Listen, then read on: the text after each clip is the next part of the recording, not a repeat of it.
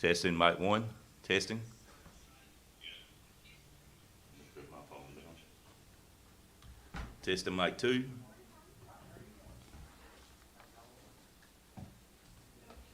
Testing, mic three. Testing.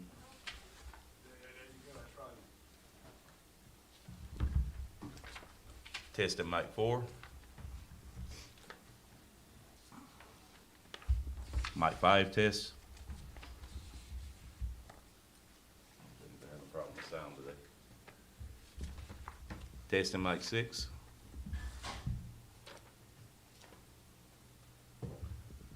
Testing, mic seven. Testing. Testing, mic eight. Testing, mic nine. That sounded good. Yeah, that was good. Testing, mic 10. Testing.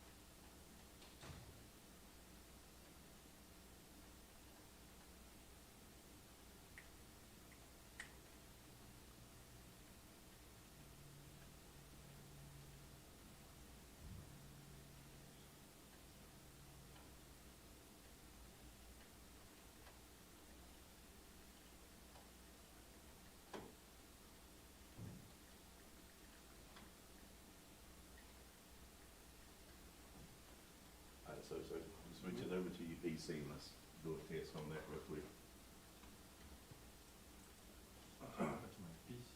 A breakfast croissant plus seasoned potatoes for $3, and they're redshirting you? It's just a standard work shirt.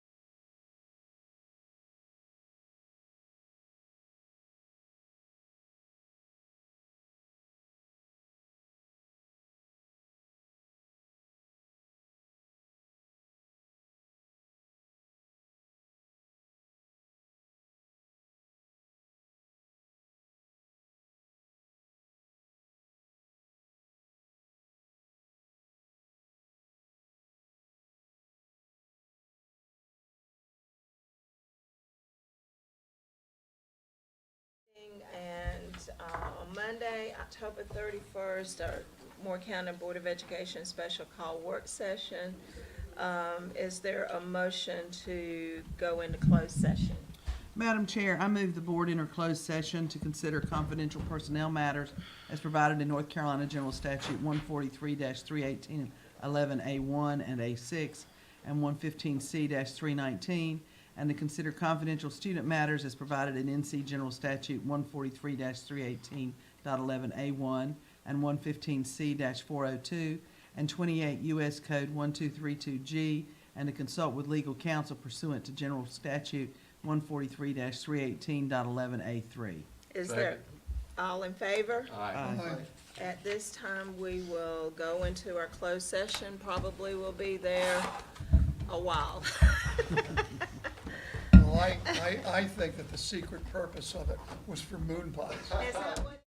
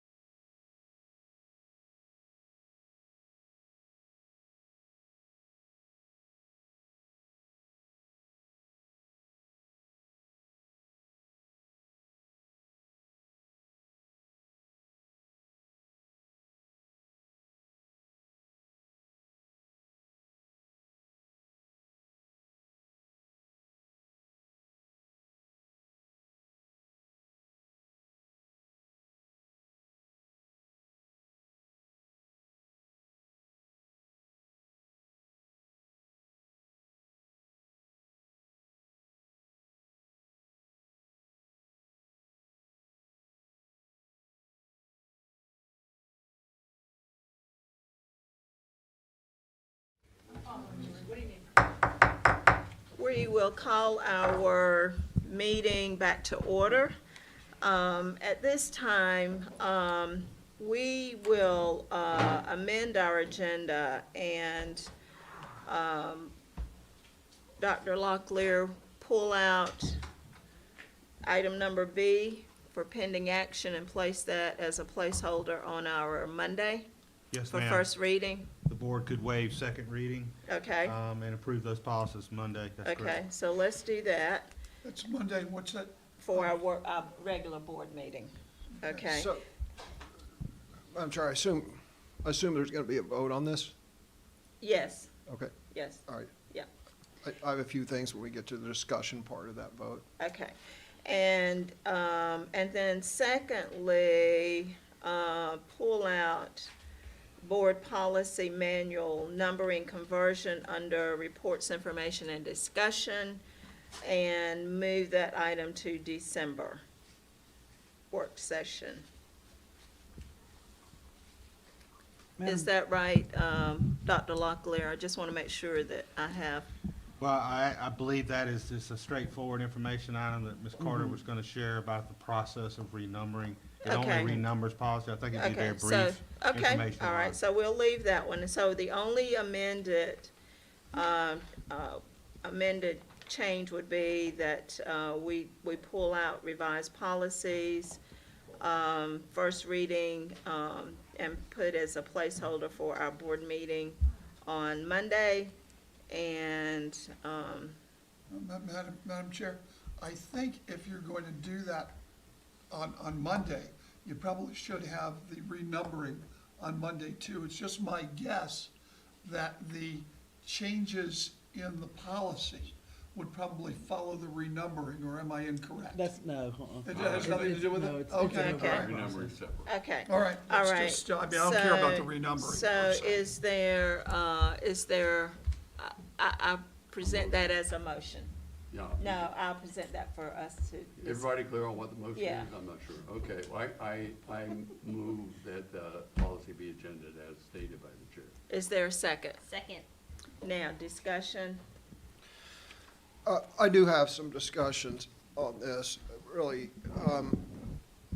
Let me make sure I understand what the proposal is, though. So the proposal is that this is gonna be removed off the agenda for today, but it's gonna be on next Monday's agenda. Our regular board. A regular board session, and then, the intent is to waive the second reading or do it all in the same day, so the policies will be presented, discussed, debated, and then passed, in the same day. Yes, Okay.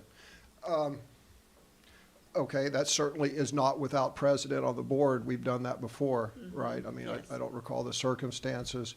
I have concerns about it for two reasons off the top of my head about delaying. But first, I guess I need to ask, what's the purpose of not doing it today? time, really. And the reason being is we know that Stacy has already indicated that she's not gonna be here. And we know the hour is already 12, and we Right, didn't the know. closed session went along. Yeah. What everybody else had on their schedule, so we felt like since everybody already had the information over the weekend and know what's included, that it would be worthwhile just to move this one item to our board meeting. I'm not in favor of it, and I'll just tell you why I'm not in favor of it. Again, two reasons. One is, we should be deliberative, and we should give the public enough time. If we express our thoughts and opinions on the various,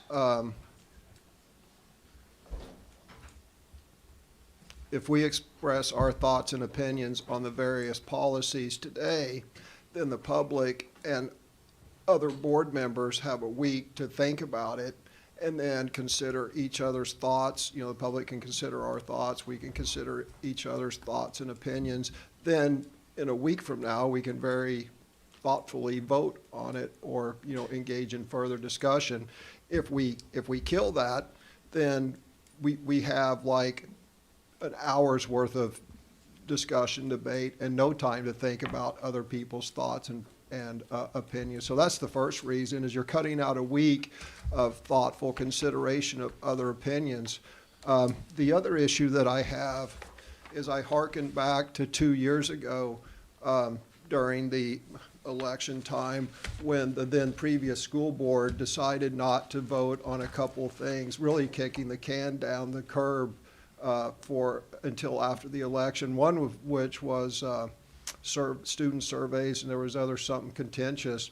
And when I look at some of the policy changes, some of them look politically driven, or some of them look driven for political reasons. So I think we should discuss them today.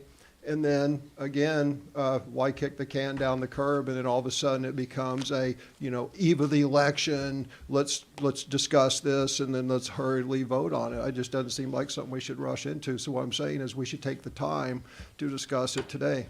Okay. David, would you want to put it on hold till December, or you want to discuss it today? Oh, either way, I mean, I don't want to put it, I am not advocating putting it on hold, anything on hold till after, till December. I was just thinking, because Philip's not here either, and then Right. with me being gone, that's just going to be people who are on the policy committee kind of discussing it, I guess, even more. Either way, that's fine. Yeah. You guys can go ahead and do that.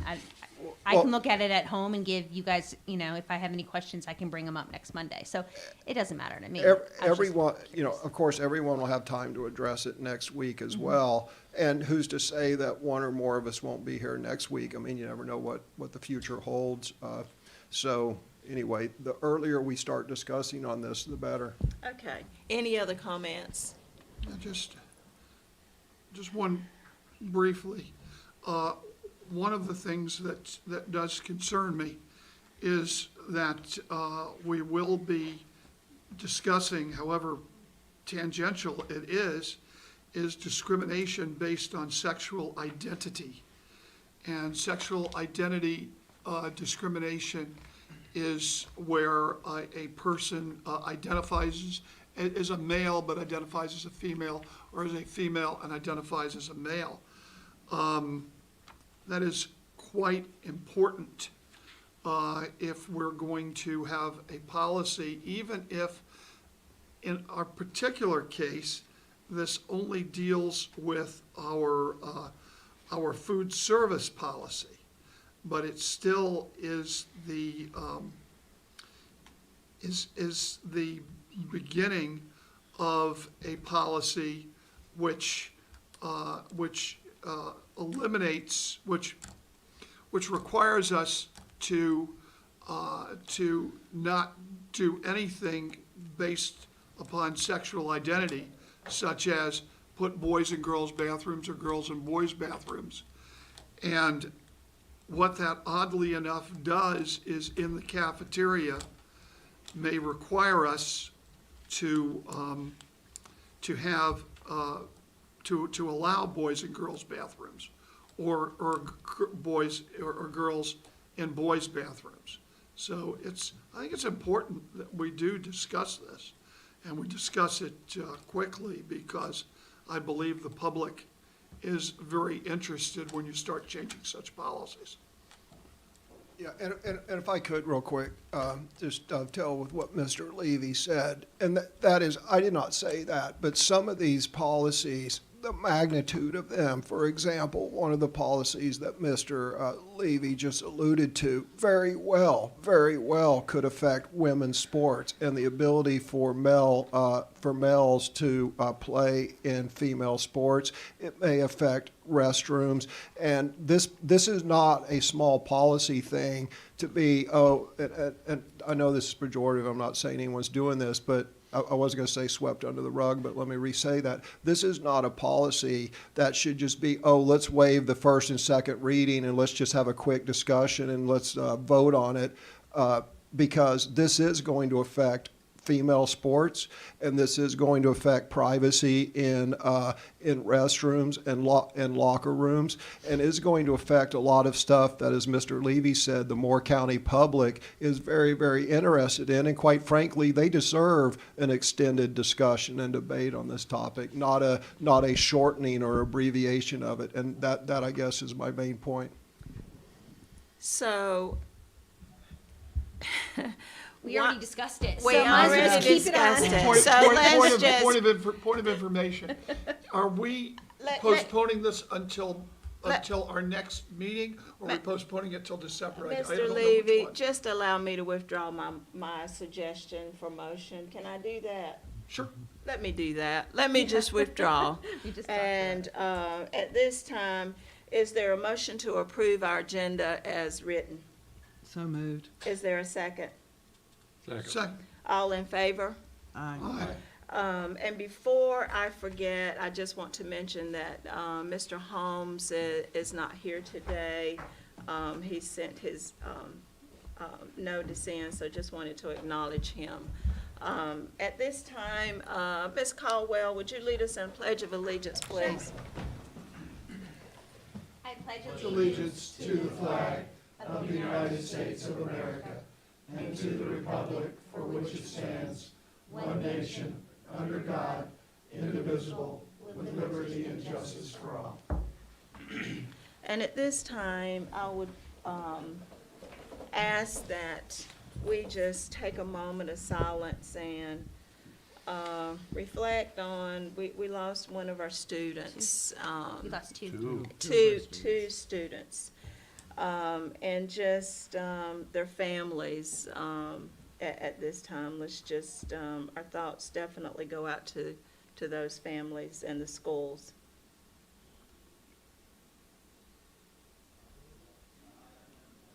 Thank you.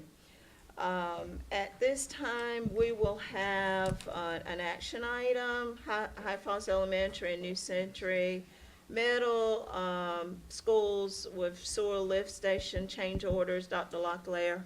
Yes, ma'am. This is a straightforward change order on a previously approved project because it would go outside of the previously approved budget. I'll let Mr. Satterfield, who this is one of our first meeting, Mr. Satterfield is presenting to the board, but Corey is in is serving as our interim for Executive Officer Operations again. So, Corey, if you just brief the board on that, and the recommendation is to approve this change order. It's almost $7,000. Thank you, Dr. Locklear. Good morning, Madam Chairman, board members, Dr. Locklear.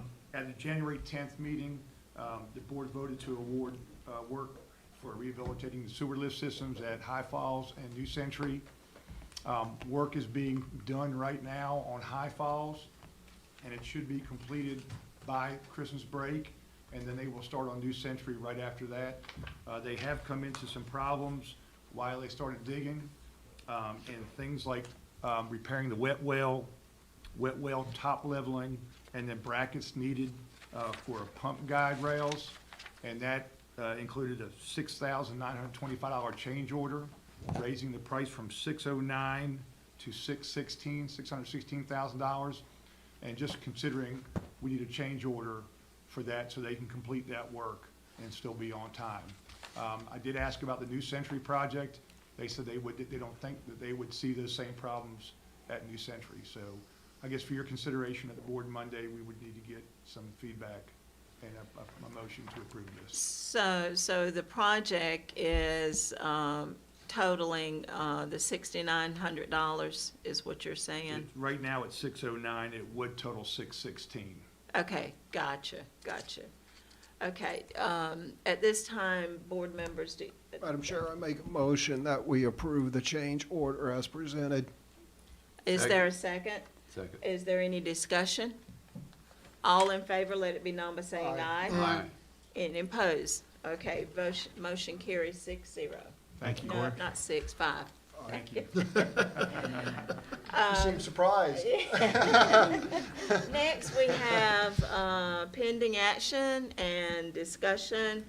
Our first item up is out-of-state field trips. Dr. Locklear. Yes, ma'am. We have an out-of-state field trip request from Pinecrest High School for their, I won't mispronounce the word, but for their orchestra students. I'll let Seth do that. He's probably better to pronounce the Sinfonetta orchestra students to travel to Nashville. Seth, you'll give us a brief review of this request, and it's planned for March 2023. Seth? Yes, sir. Thank you, Dr. Locklear. Yes, Dr. Locklear shared, Pinecrest High School orchestra students requesting to travel to Nashville, Tennessee. They would be participating there as one of 10 schools invited to perform in the Heritage Festival of Gold. which recognizes high-achieving high school ensembles, which our Pinecrest Orchestra certainly is. As a part of the trip, the group would have a chance to perform in a professional concert hall, and then also the opportunity as a part of visiting Nashville to just to learn more about music history there and the music industry in itself. So again, requesting to make that trip March 24th through the 27th of 2023. Thank you. Any comments, questions? Madam Chair, I make a motion that the field trip be approved as presented. So moved. Or Well, second. Wait, no, This is a We're gonna pending add action item. this for Oh, I'm Monday. sorry. This could be placed, You're on it, though. I like Yeah, it. I'm just trying to check stuff off. As you were, I have no questions. Send these kids to Nashville. Yeah. this I could want be on to the, know. this could be on the board's consent This agenda. is if on they'd our like to. consent agenda for As you Monday. were. All right, so moving on, we have our next item up, and our vice chair just stepped out. But we have our new and revised policies for approval on first reading. I don't know, Dr. Locklear, I know Dr. Appen feels that if you want to take it away. Madam Chair, what time is lunch? Lunch has to come. As soon as the pizza gets here. Okay. Yeah. So we don't have to finish this whole thing before. We could take a break if we need to. Yes. Okay. There are several policies here. Dr. Appenfeld, of course, leads our policy work with our school board attorney, and Vice Chair Carter serves as our chairman of our policy board committee. But Dr. Appenfeld, any brief overview you want to give of these policies? Certainly, there's a couple I can point towards that I asked be included, but certainly can review that as well after you do an overview, Dr. Appenfeld. Yes, and Dr. Locklear, aside from the ones that you asked be included, these are revisions that are recommended by the School Boards Association Policy Service, to which we subscribe. It really saves us some resources to help identify where we may need to update our policies and revise our policies. So that's a very brief and broad overview. Thank you, Dr. Appenfeld. Except the couple I'm going to point out right now, those come from our North Carolina School Board's partnership with them, where they send down the policies that need to be changed based on legal changes, based on general statute changes, federal law, et cetera. And so that's where that comes and filters through our board policy committee, and Dr. Appenfeld helps to facilitate that. I'll point out a couple, and then of course see if Vice Chair Carter has anything she'd like to share. Number 5, policy 1515 is a new policy on administrative procedures. And this makes it explicit. Although we've talked about this before when I brought forth a regulation to share with the board around from board policy 5410, excuse me. We've talked about that it's implied in general statute, implied in our current board policies, that it's part of my job as superintendent to put forth regulations and procedures based on board policy. This is the North Carolina School Board's policy 1515. It's pretty straightforward. But I did ask that this be included in our board policy so it's explicit about how that works. And I do want to point that out for you. It just simply says that I'm responsible for developing these administrative procedures to implement board policies. Talks about that I should consult as appropriate with principals, other school system personnel, parents, students, board attorney, other professionals. I may establish formal administrative procedures or use less formal documents such as memoranda, as long as the documents are preserved and disseminated in accordance with board policy. And this last sentence I really wanted to point out to the board is that the board may review an administrative procedure at any time and direct me as the superintendent to modify it, expand it, or omit the procedure. So this doesn't, of course, at any point, this reserves the board's authority to direct the superintendent to review a procedure or regulation, to omit it or revise it. So this explicitly states in policy and kind of clarifies that with what we discussed in the past. Any questions for me on that policy? Just to clarify, you're talking about regulations, not policy. That is correct. You're talking about your regulations. That is Standard correct. operating Yes, procedures. yes. Yes, sir. Yes, sir. The other policy I asked Dr. Appenfeld for us to get some clarity on, just because it was a little fuzzy the way it was written, and an example of how that's that's being addressed is today with bringing the change order is one example of that. But policy 2500 on page 18, also, this is a pretty straightforward, this is what gives the superintendent authority to enter into contracts, to authorize contracts or approve change order for contracts involving amounts up to $50,000. In the past, there's been some, I don't think, very straightforward language that I'm asking that be taken out of this policy. It used to read, items in excess of the project budget must be approved by the board. The superintendent must report such agreements to the board at or before its next regular scheduled meeting whenever practical.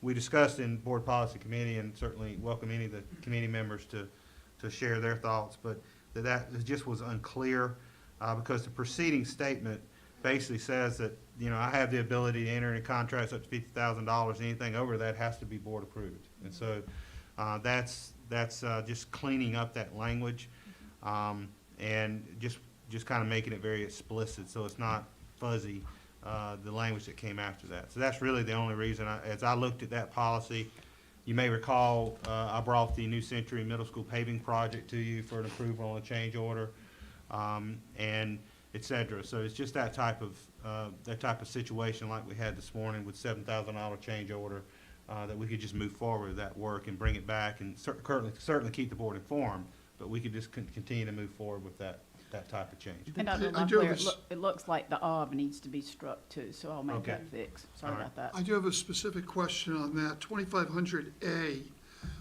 seems to be struck, that such contracts should be reported to the board. On my notes, I say that should be left in. Can you comment on that? You mean projects in excess of 50,000 or? Under 50,000. That they should be reported to the board, not necessarily that the board should approve, but they should be reported to the board. And it's my understanding that that was stricken. I'm trying to go between my notes and, Well, it was yeah, because. yeah, what it did say here is, the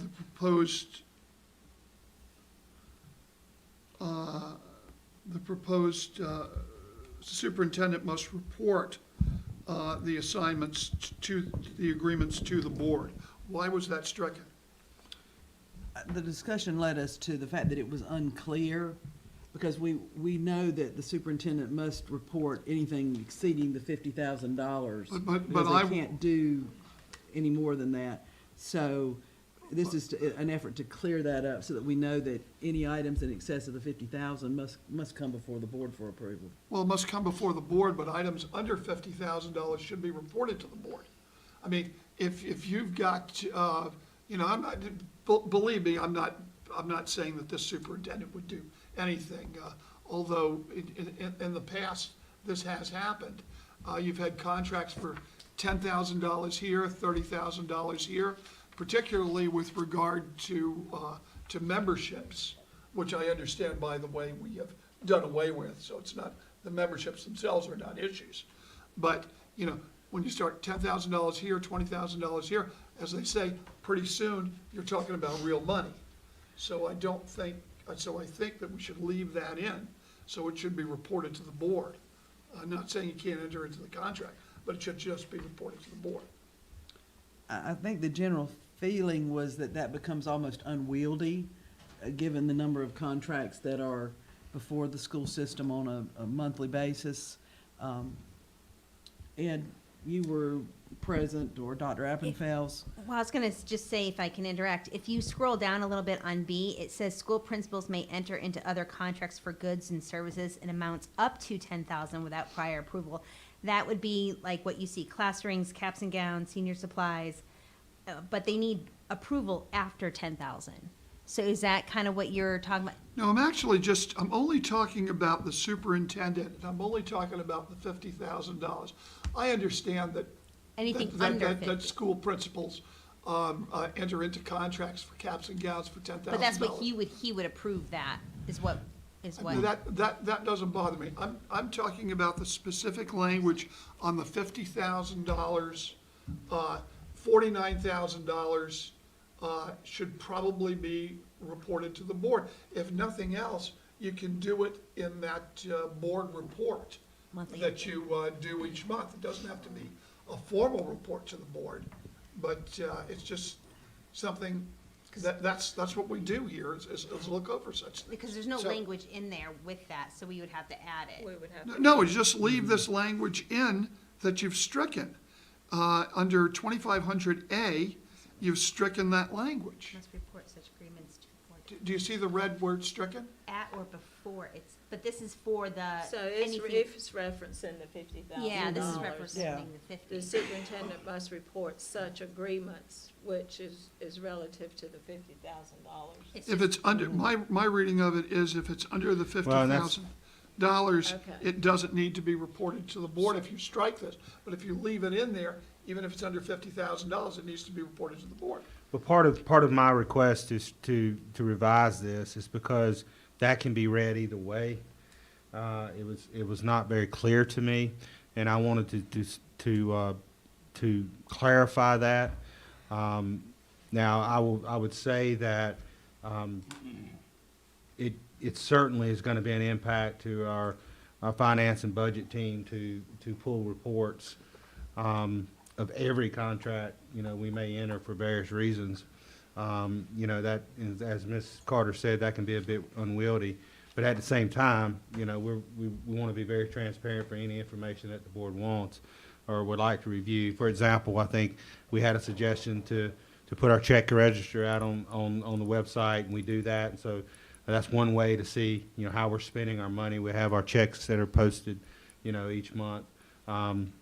So, any way we can be transparent, we want to do that. This is not about that. It's just about being certainly very clear about what's required and what's required of me as superintendent. That's all. Well, then let's revise it to say, you can leave that strike out there, but let's revise it to say that contracts under $50,000 should be reported to the board. Actually, Just that simple. I have an alternative proposal. I think that Ms. Carter and Ms. Levy, I think everybody could be correct on this, because Ms. Carter's point that it becomes burdensome because of the large number is correct. But I've been thinking about this for the last couple of months, and I think the correct way to handle this is for a subcommittee. Look, the spirit and intent of this is that contracts over $50,000 are reported to the board and get board approval. I think this language clarifies that and gets rid of ambiguity. To Mr. Levy's point and the superintendent's point, our check register is online. And by the way, if you're members of the public, you can go out there and you can, if you can find it, right, you can, and it's, if you know where to look, you can click on it. You can see every single check that Moore County Schools writes, non-payroll checks. For, a given month. And I think that started 3 months ago. But it's very, very hard to decipher. It's hard for me as a board. When I first went in there, I'm like, oh my God. And then I really had to think as to what these checks were for and what they did. And I sit on the school board, and it's probably very impossible for, a layman in the public to understand what these checks are for, where they can be explained to them.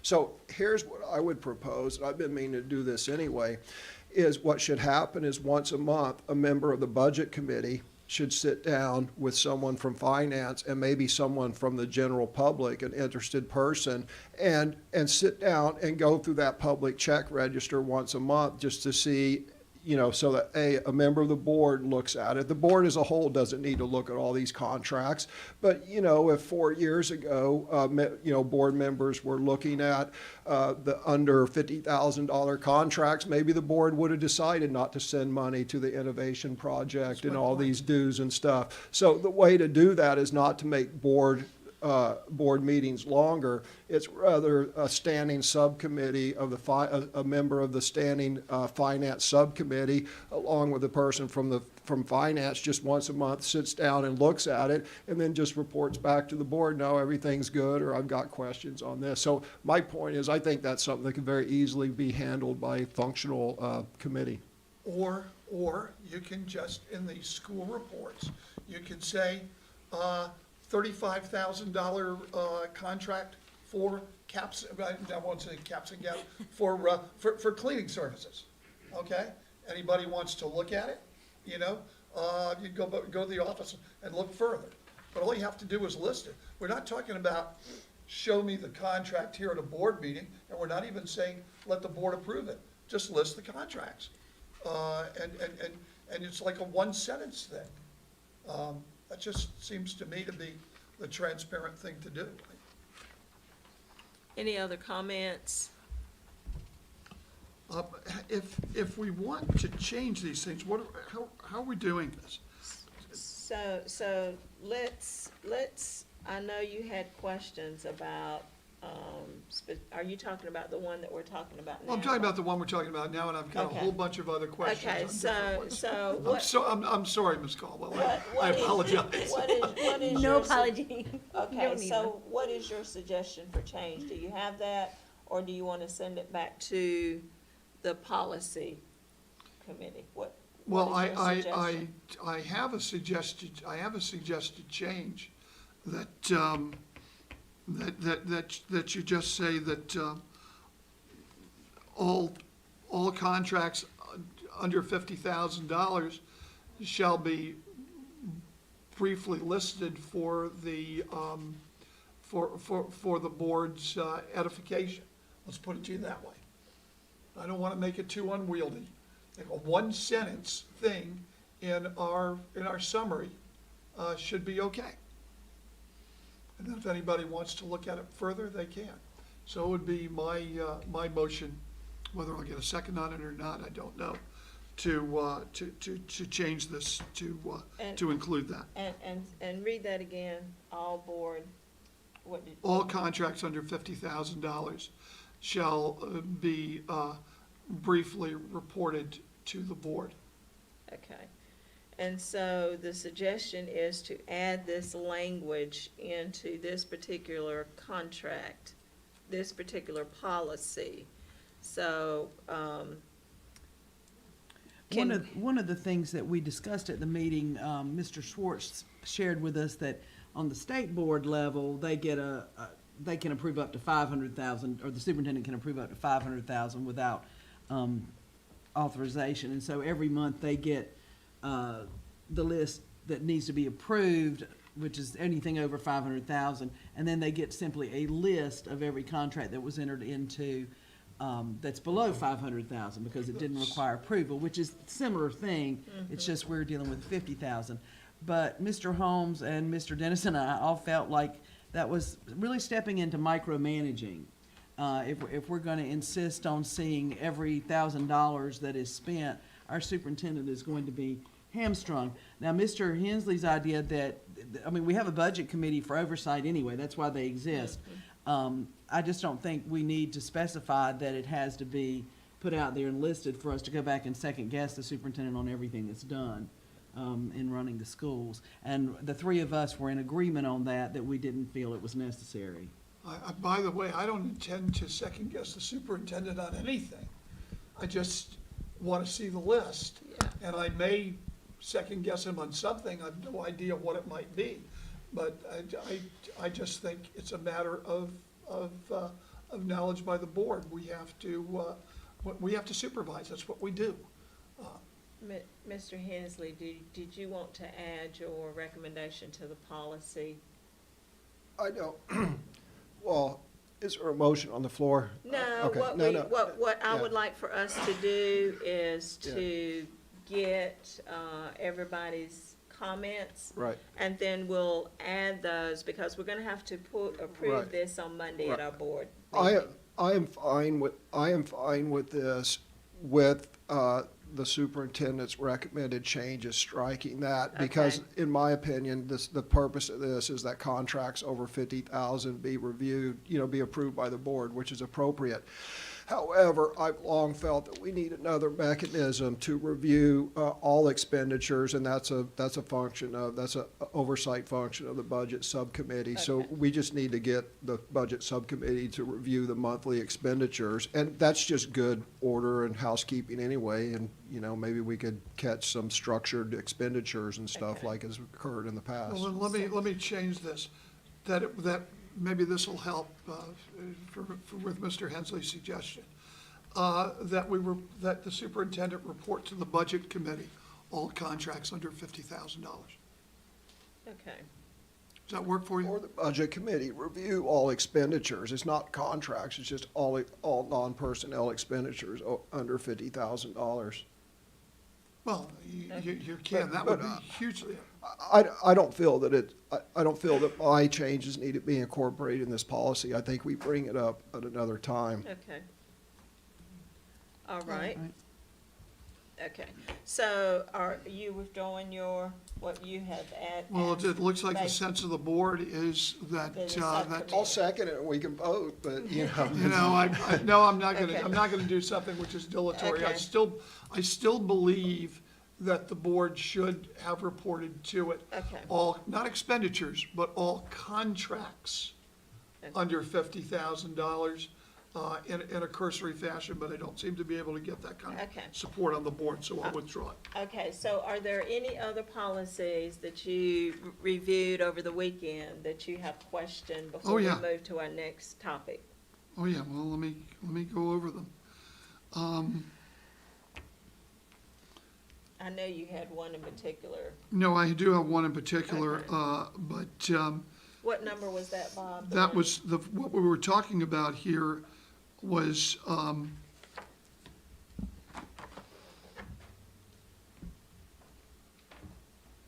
well, we were talking about that first policy, but let me talk about policy 1021. On policy 1021, it says that we can get our training from both the state and the National School Boards Association.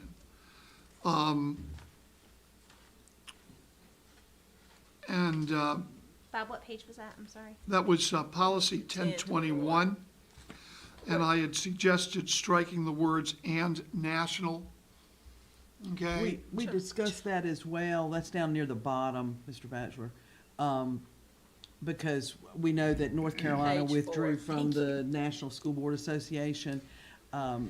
Mr. Schwartz told us that quite a bit of the policy, quite a few of the training opportunities do come through the National School Board Association, and it doesn't require you to use them, to use their trainings. It was just another option that school board members might have.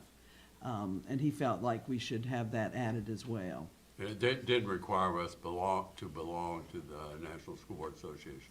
Well, We one of just the- won't get a discount if we go. I'm sorry, what requires us to belong to the National School Board No, Association? we do not require, Oh, okay. but you Not can still required. go to the training. Yeah. You just have to pay more. Okay, I misunderstood, thank you. And I think we have consortium misspelled up there, don't we?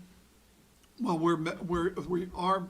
our state school boards association is a member of the consortium, the new consortium, as I understand it. Right. I did want to know whether we pay any separate money to the consortium. I assume we do not. No, sir. Okay. How's it going? No. Okay. Okay, so your comment is that you want to remove the school board or what was your comment? The National School The Boards nas- Association. Uh, Okay, Right, I believe Ms. Alpenfels is correct. okay, And my concern is that that's a pretty left-wing organization, which our school board association decided to disassociate itself from. Okay, and that seems to be not somewhere that we want to place our money. We don't have to place money unless we take any of the training. We are not required to take any training from them. But we can, but some We of our can. members can do it. We can if we And- decide to. And, you know, we're not members of that association for a reason, okay? Because they are the ones who decided that they would write to the Attorney General and treat parents as terrorists, okay? And we should not have anything to do with them under the sun. Let's not get into this political. I was gonna say, So- do I'm- notice I'm- that those are not capitalized up there. That is not in reference to the National School Board Association, because the School Board Consortium now is a National School Board Association as well. So notice we're not specifying a particular association or organization with that wording. Well, I would nonetheless, I understand, but you could place in there the National School Boards, the consortium, I believe it's called the Consortium of National School Boards, am I right, Mrs. Appelsville? Yes, and that's reference, That's referenced a little farther below there, yes. You could add that, I've got no problem. But I do have a problem if we're taking training from anybody else except the school boards consortium, which would include the National School Boards Association. So can we just add that language into this paragraph, Dr. Appenfeld? I think it's already stated because the way that it's worded is unless otherwise approved by the board, such training must be provided by the following entities, and then it lays out the specific. Okay, so that's already in there? Yeah. Yeah. Okay, all right, okay. well, I'll go along with that. Okay, so let's move to, what was the next policy you had about the Yes. food and? Well, no, we've got another one, 1200. 1200B. We should insert that gives certain powers to the chair, and I think everybody can agree with this one, because we never know who's gonna be the chair next time. Nothing herein shall supersede Robert's Rules of Order as parliamentary procedure. It is parliamentary procedure to be followed during such meetings. In other words, you're giving certain powers to the chair, but it is not consistent, as it's not clear that whether you're superseding Robert's Rules of Order or not. And it seems to me that you are, so that the chair can call someone out of order, and you may not be able to overrule the chair. Do you understand what I'm talking about? And what is that under? Is that Under 1200B, Under A or what word? B. B. B, Okay. 1200B. Okay, 1200B, I believe, says, is the one where you're giving certain powers to the chair. It's A. 1200A, No. 1 A. and 2. okay. Okay, so go back up. Maybe up a little. A2B, is that what it is? I believe, yes. Okay. Let me get 1200B, let me go look for that.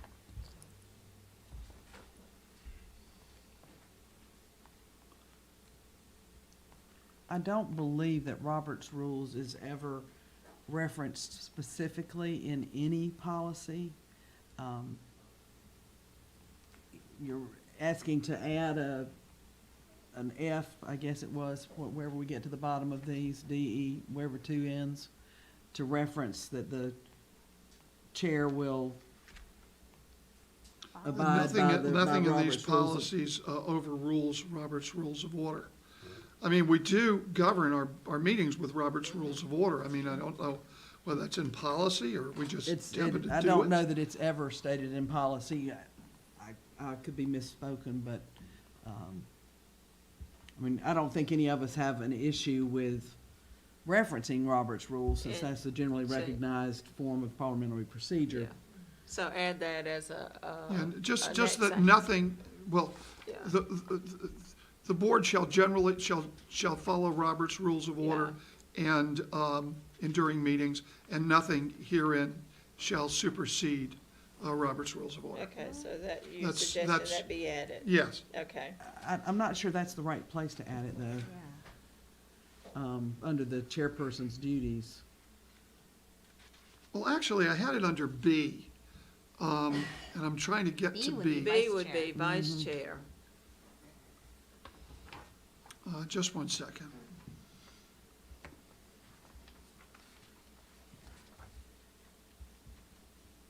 Could we go back to the opening paragraph? Could something along those You lines? can, you can put it in the Place opening it in the paragraph, opening wherever it paragraph. fits. Wherever it fits and makes the most sense. I mean, I just, you put it generally. What if we were to add that, in that second paragraph? Just add it to Meetings the will end of be- that last statement. Meetings will be, organized under Yeah. Robert's Rules of Order, with, I don't know, Bob, what do you want to say? Just, With- meetings will be organized under Robert's Rules of Order, and nothing herein shall be considered to overrule Robert's Rules of Order. Isn't that what it said? No, it doesn't mention Okay. that. All right, so. That's fine. Dr. Alpenfels, Okay, all right. and if you can clear that one with us, though, with Mr. Schwartz as well, since we don't specify Robert's Yeah. rules in any other policy, if that is an issue in specifying it in this one. Okay, so what next policy did you have? Okay, 1200D. Okay, You've mentioned the superintendent as an ex officio member. It should say non-voting ex officio member. Well, it says he has no vote. Does it say specifically? Yeah, Yeah, the yeah, it superintendent shall keep does. the minutes of the meetings of the board, but but shall have has no shall vote. on the second sentence. Okay, all All right, right. and then forget that. Okay, Um, and what other policy? just one second, just one second. She's trying to move us along. Oh, okay, let me move over to, this is very important. Jesus, I think I lost my notes here. Hopefully not.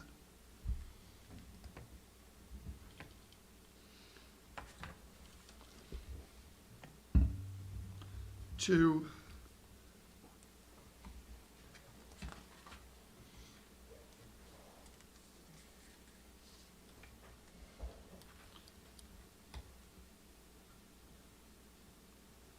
$13.10.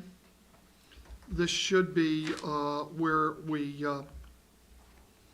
we define open meetings law, and where it says substantially, or it says, I want to add the words, the word substantially,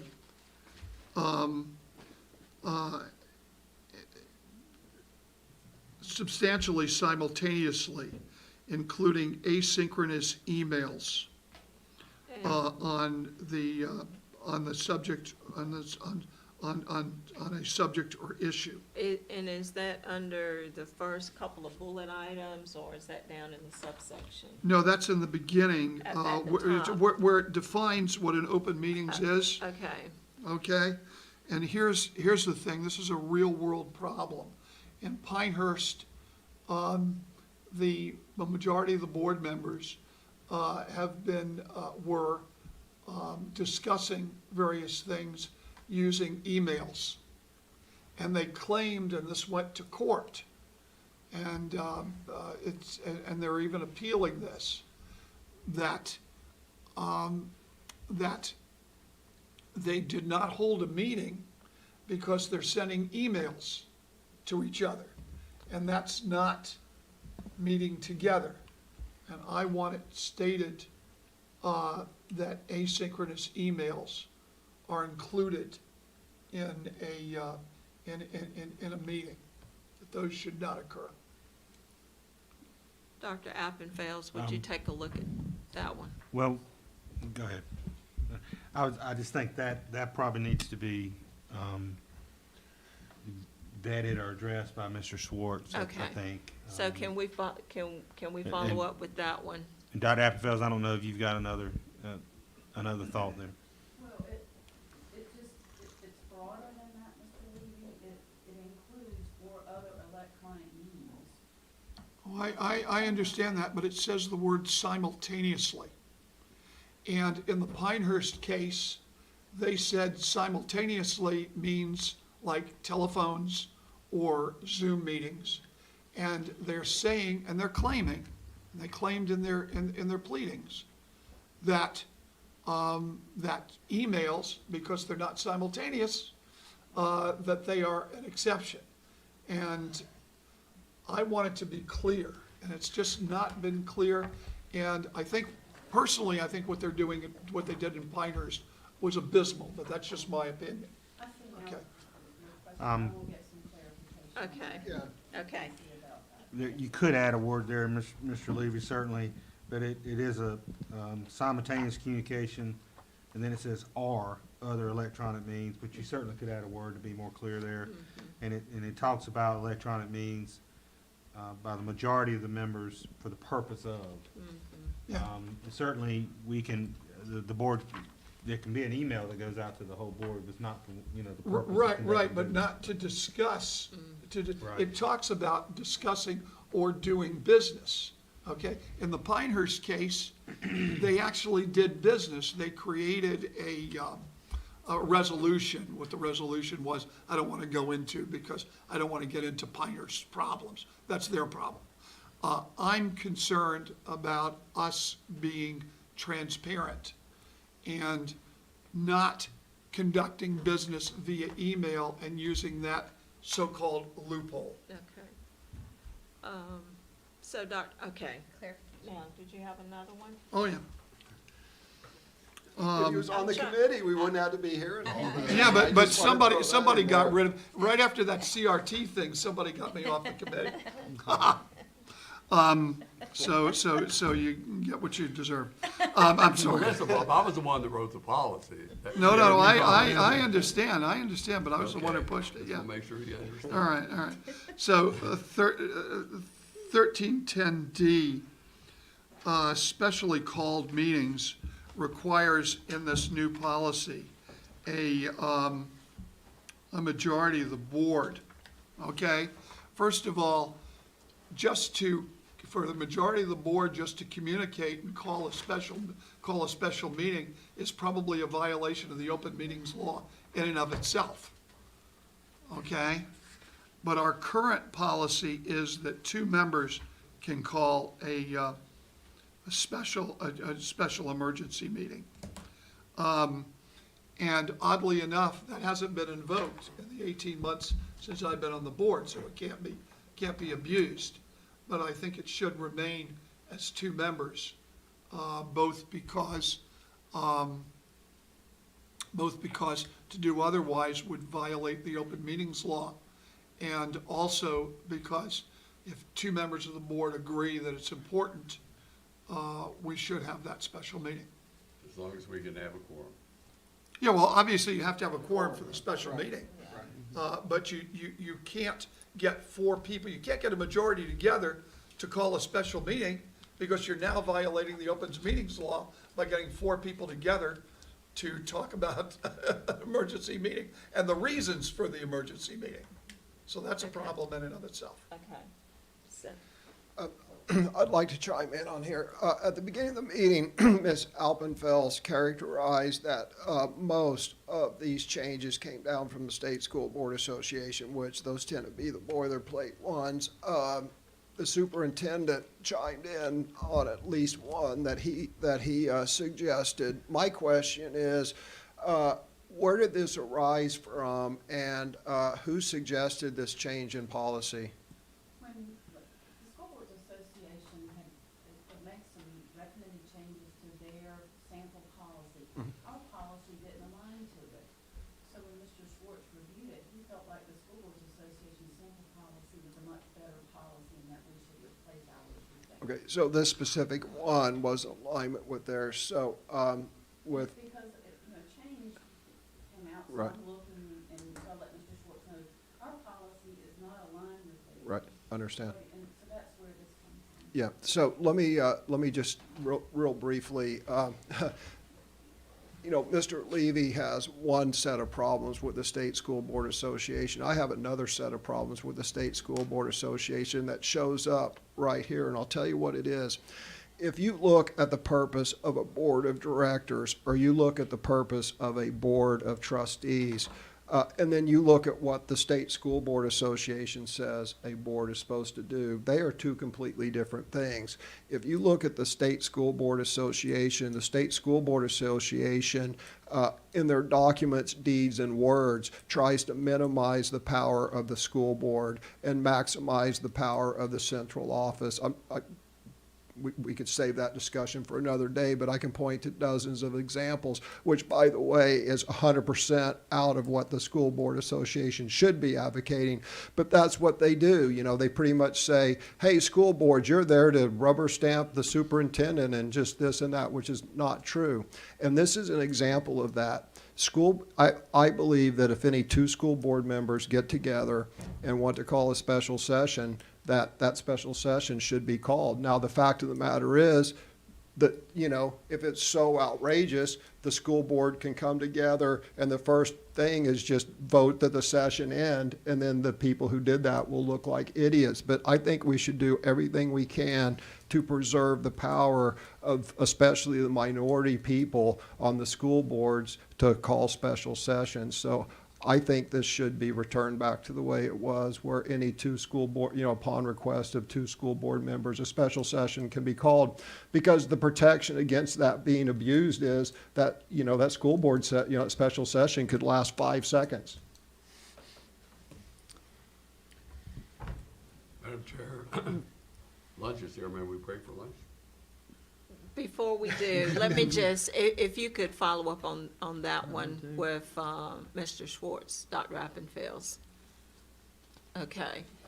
All right. Well, did you have anything else? Well, I on just that got a couple of quick ones before the biggie. On that same policy? No, not on the same Okay, policy. so I've let's got a hold- couple of titles. Okay, so let's hold, before we get into another policy, and let's take a break for lunch, and it's 20 before, is it okay to come back at what time, Dr. Locklear? At 1:10 or? I wouldn't go any longer than 1:10. Yes, Okay, ma'am. all right. 1:10. Okay, so we will break at this time for lunch.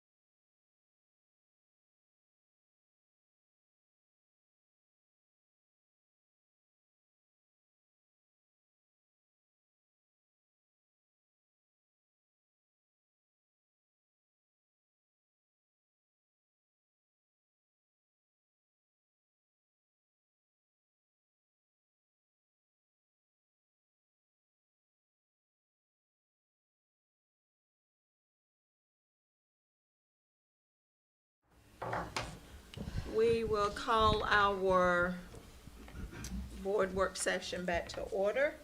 And we want to get through our policies. I think Mr. Levy had a couple more that he wanted to Yes. review. Real quickly, I do want to mention the fact that we have 55, 43, and 6, which are mandatory, classes that have to be taken. I believe that, and I'm just going to say this, I believe that should include driver's education, but I'm not going to ask that be changed at this meeting. 5600B, the title needs to add middle school, because you have some stuff in there with regard to middle school. Okay, so it only says high school, I think, on the top, right? Thank you. Okay, so, is it 6,000, C, 6 and 9? 6,000, small c, I guess 6 and 9. This involves absences. You say, you say a minimum of so many absences, should be a maximum. We discussed that earlier. Dr. Applefuss, you were gonna look for some clarification on that. Well, so it It sounds doesn't like, make sense, yeah. it doesn't make sense. There's Right. another place in here where it just doesn't make sense. I'll check on that to be sure. Yeah. Thank you. And I have 6010 and 6021, I asked to leave in the stricken out portions. I've got to figure out exactly what that was.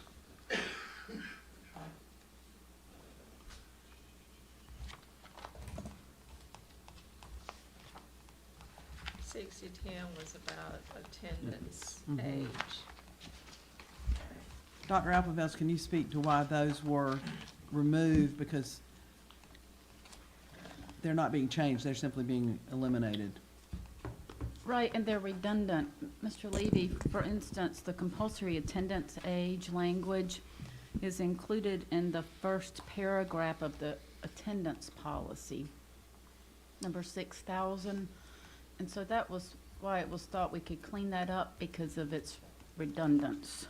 And you Okay. you just eliminate that 60-10 altogether. Yes, and the same with tardiness. Tardiness is addressed in policy 6,000. So it was just the notion that since it was redundant, we could remove those because their contents are referenced elsewhere. Okay, just one second. 6,000, I was talking about 6010.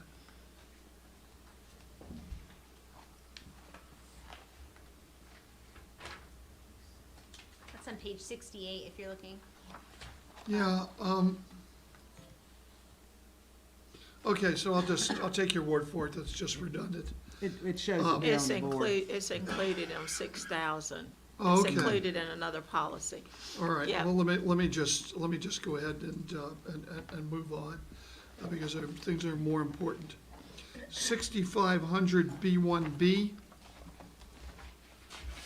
I didn't think that we should put, we should go ahead and deal with these records according to law, but we should not expunge. In other words, if you get rid of the word expunge and leave the other word in there, you're just fine. But this seems to suggest that we should expunge a record. That's 6500 B1B.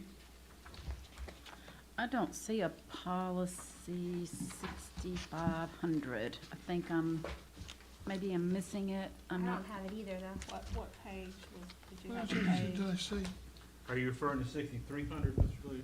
I may be referring to 6300. Let me look. B1B. Are you saying B like boy, 1? Right, and then small b. I don't see I don't see a B for B1. I'm so sorry, I'm trying to find where you How are. about C1B? Page 84, though. Under discipline records, where it reads student discipline records are part of a student's official record and must be maintained and reviewed. Yes, Discipline records must be expunged and forwarded pursuant to the requirements of law. it should be forwarded pursuant to the requirements of law, but not necessarily expunged. I will check on that, Mr. Levy. My experience as a high school teacher teaches me that it may be that those do get expunged upon graduation, but Whether they get expunged or not, doesn't matter. In other words, we'll follow the law, but we don't have to put that it's expunged. Did you see what I'm saying? I'll confirm with Mr. Schwartz, so yes, thank you. Yeah, just to follow the law. And, let me continue. 60.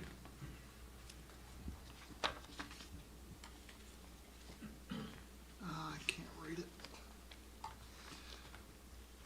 I thought that we needed to, state in,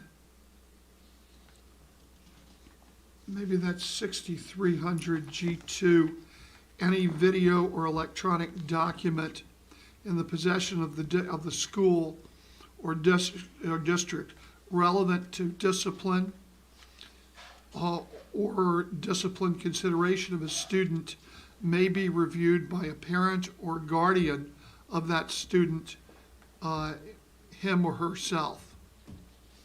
In other words, it looks like it's very, very ambiguous. Tell me can you tell me which paragraph you're in, Mr. Levy? Yeah, what is it? Can you tell me just this? This is what? 6,300, Page 88, maybe. and it G2? video is relative to the video. And then are you in subsection A? Speaks to parents. I believe so, yes. Okay, so it reads currently, well, there it is on the screen. Upon request, a parent or eligible student may inspect and review a video or audio recording or photograph that is determined to be an education record of the student. Yes, well, one of the problems is, yes, if it's determined to be an education record or whatever, and then down below that you say that videos are not necessarily education records, we should be exact and tell the parents, because I get phone calls on this. I get phone calls on this sort of stuff. Why can't I see the video of my child who is involved in X, Y, and Z? And I understand that even our administrators don't exactly know what the rule is on that. So I thought that we should simply say, any video, photograph, or electronic document in the possession of the school or district relevant to the discipline or discipline consideration of a student may be reviewed by a parent or guardian of that student or the student, him or herself. Okay, one more time, and I'll try to capture that this time. I Okay. apologize. Any video, photograph, or electronic document in the possession of the school, Well, hang on. am I going too fast? Yes. Okay, I'll go slower. Any video, photograph, or electronic document in the possession of the school or district relevant to the discipline or discipline consideration of a student may be reviewed by a parent or guardian of that student or the student, him or herself. Okay, now, down below, it also talks about, redacting other children's faces, and that's fine, okay? But it just needs to be clear that a parent, if they, my kid was suspended because of this, but I want to see the video. And I've had parents who are denied that And of course, I refer them back to you guys, but I think we should be clear. That's part of the reason that Mr. Schwartz felt like it was important. Our previous policy did not have this level of detail. He felt like it was important to add it, so we hope this will help. So thank you. I do have some concern about adding, or by review by the student, his or herself, because students are generally not handed their educational folder and allowed to review it. Well, I mean, if you such- just want to say the parent or guardian, that's fine with me. I think it needs to Okay, start with parent or guardian. I mean, that's not the point. I think, you may be right, Ms. Carter. That it just should be the parent or guardian, and that's fine. And if you can check that with Mr. Schwartz, Dr. Appenfels. All right, moving on. Okay, yes, now here's the big one that concerns me a lot. 70, What page or what number? 7040, A1. 15, Do you know the page number? I'll go to it right We're now. on page 108. Thank you. Dr. Appenfels, before Mr. Levy starts, I'd like to go ahead and just recommend that we strike that change at this point. I spoke with Mr. Schwartz before he left, and he says it's not going to make a difference one way or the other, because if it is law, we're going to have to enforce it. But if it can eliminate some unease or unease on the part of folks, then the policy could stand without that line. Thank you. Okay, so I'll second that. I'll second that, but I do want to explain to the public what is going on here. But, Mr. Levy, let me just go ahead and add what Mr. Schwartz said. This has nothing to do with sports, which is an area that has not received any kind of ruling. The state is still weighing all sides of that, or to bathrooms, which are included in the, I think it's the Grimm case that you referenced. Yeah. That this has nothing to do with this. This does have to do with serving meals in a lunchroom to children. Okay, And well, therefore, there would be no this has, discrimination there. So because we're short on time, no, this is something that I think the public, I don't want to hide this from the public, I don't- because it's very, very important, and it came out of your committee. well, and as it deals with lunchroom meals, that's where it No, stands. it deals, excuse me. Madam Chair, Mr. Levy, would you get to the point that, from that particular policy that you're trying to inquire about, what was your? Yes, just one second. It deals with the explanation of the word sex, and it adds an explanation of sex, which includes what is called sexual identity. And what that does, even though this is only in the context of lunchrooms, what it does is it sets up a non-discrimination policy for those people who have different sexual identities. So if a boy determines one day that he's a girl, or a girl determines one day he's a boy, in the lunchroom, or and it can't be separated from other things logically, he could go into the private facilities of the opposite sex. So that means bathrooms. That means that also means locker rooms, and it also means boys and girls sports, and vice versa, because you can't have a policy that's only in the lunchroom and is not elsewhere. You can't have a policy which is simply for lunchroom bathrooms and not having to do with other bathrooms. Quite frankly, this is a back door. You know, I wasn't gonna be this vociferous about it, but Ms. Carter, you just tried to shove it aside here. I believe that this is a backdoor way of getting sexual identity as a method of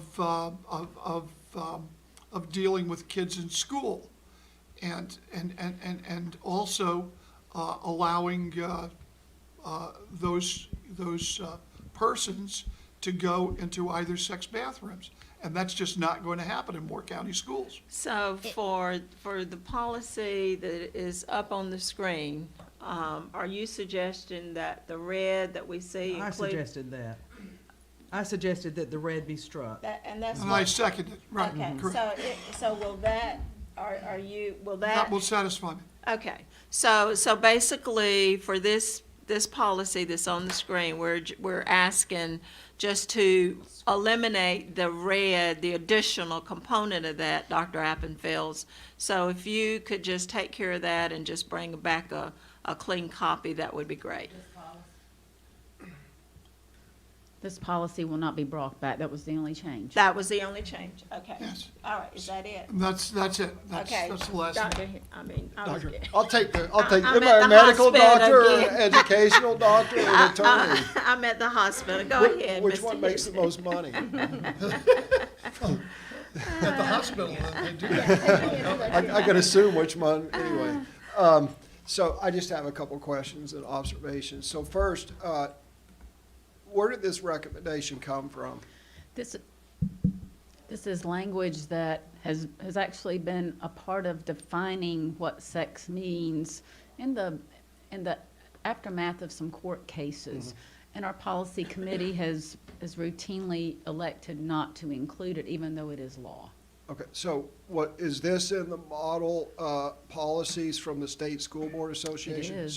So this was derived from the State School Board Association? It comes out of law. Right, So- understand the recent court cases. Okay, I do want to chime in on Mr. Levy's comments on this one, because I want people to know what my concerns are and what I think the general public should be concerned about.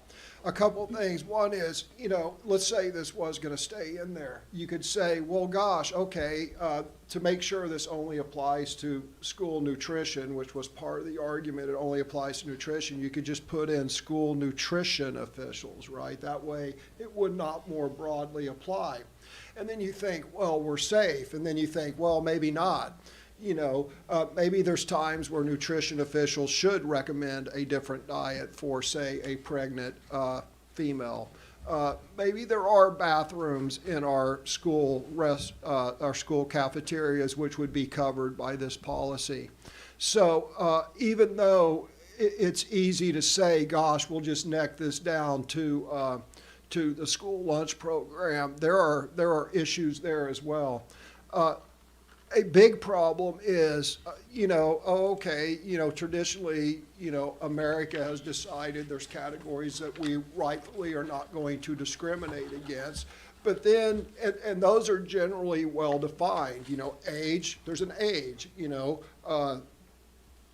sex / there is a male and female. Race, there is a race.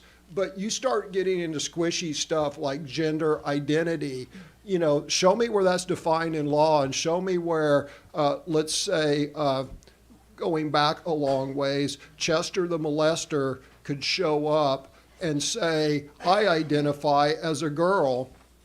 And nobody in Moore County Schools could stop Chester the molester from identifying as a girl and doing going inappropriate places. So my objection to language like this is it's overly broad. It's not identified in court. In fact, I think gender identity is just a made-up, non-legal term. So we have to be very, very careful about jumping on board, trends of the day without thinking of the possible consequences of jumping on those trends. So I'm glad we're striking the whole thing. This is far from settled law. And anyway, that's my Thank you. So that's just gonna be done, we don't have to do anything with it, Yeah. like vote or something like that? No, Okay. that was the only addition for this particular policy, so we can just remove the That's whole fine. thing out of our packet. And before we get to the next item, I want to mention that Mr. Dennison had to leave, so he will not be here for the rest of the meeting. Next, we're moving down to our capital projects, pending action discussion item, bid results and award of bid. Dr. Locklear. Yes, ma'am. This is for these recommendations for an award of bid are for the track projects at Northmore High School and Pinecrest High School. It's exciting to be able to bring these bid recommendations to you. I'm going to let Mr. Satterfield walk you through where that is landing and what our recommendation is to go with Binion. I believe it's the correct pronunciation of the firm that we recommend the bid be awarded to. I would note also there's some alternative bids that are part of the bid that we're going to follow up on and may bring back a recommendation separately as part of that. But I'll let Mr. Satterfield kind of walk you through that. Thank you, Dr. Locklear. So we received our bids on Thursday of last week. There was 2 bids. One came from Bynum and the other one came from AstroTurf. Bynum is a low bidder at $2.7 million for both projects. Bynum is the same company that will be putting in the field turf at Pinecrest High School. When we got the budget, this was a $29,000 overage of what the whole capital campaign was worth. I met with Dr. Locklear, and we can find this extra money within the ESSER money that the money's coming out of within that budget. So that is not an issue. The bid also contains alternate bids. So between myself and Mr. Barath coming, I'm learning a lot. But before the bids went out, they actually went to the high schools to ask for, what would you like to see in your track or any additions? And all schools had some additions. They had things such as runouts, the infill for the pole vaulting area, a practice track, and a shot put area. With that, some of the alternative bids could raise it anywhere from $90,000 to $200,000. And as Dr. Locklear says, we're going to circle back with that, with those schools to see what we can do and bring that back at a later spot. But the base bids, as you can see, went $29,000 overage, which again, we can figure out where that money comes from ESSER. We feel confident about it. We feel good about it. We feel good that that company, that Bynum is the same company as the field turf, so they would work hand in hand as they put the field turf in and do that. You might want to say, why is one track higher than the other one? North Morris track is a 6-lane track. Pinecrest is an 8-lane track. So that's where you get the difference. And I'll try to answer any questions that you have. And Dr. Locklear or Mr. Satterfield, I'm not sure you may know, because we have been looking at our priority projects now for some time, but both of these items were included in like our 38 That's correct. top priority projects listed that we approved. Some may have been a year longer. Yeah, The a year or longer ago, and, Yeah. and these these 2 projects are on our ESSER capital projects list, Yeah. so they're funded through our ESSER 2 and 3 Okay. funds. And so that's there's been a process of moving forward with the design of it Okay. and then bidding it out. And so we're ready to move forward as soon as these bids are awarded. We could see action taking place as soon as the football season is completed. Right, that is the plan, that starting as soon as football season's over. Okay. Any questions, comments, Mr. Levy? I do have one observation, and I think that this could be placed on our consent agenda, certainly, because I think it's a good thing. But my biggest observation is that these 2 tracks, they're just tracks now, they cost about the same amount of money as we got selling 2 complete schools, Southern Pines Elementary and Aberdeen Elementary. And those were several acres and a school, which could have been our answer to the Pinecrest overcrowding. So there is something that disturbs me about it. We need the track, no doubt about it. And we're going to have the track, and it's going to be immediate. But I just have the feeling that this proves that we should not have let those schools go as we did, and we should have kept them for future expansion. It's just my observation. Any other comments? Thank you. Next, we will move to our capital projects update. Dr. Locklear. Yes, ma'am. This was a recommendation that was tabled by the board in September to bring back to this meeting. We had the opportunity to meet with our Board Facilities Committee on, I believe, October 14th, if I remember the date correctly, Friday, October 14th, and for the Board Facility Committee to take another look at these items and discuss these recommendations. This list of projects had been prior approved by the board, and it had been part of the ESSER projects that had to be taken off as a result of the retention bonus and of price escalation. There is one additional project that's on here, which is the renovation of the gymnasium locker rooms at Union Pines High School. I would note that, and I'm going to turn it over to the Board's Facility Committee to see if there's any additional comments they'd like to make, but I would note, you'll notice that the Pinecrest High School PE locker rooms, that renovation project, and the Union Pines High School gymnasium locker room renovation project is at the bottom of this list.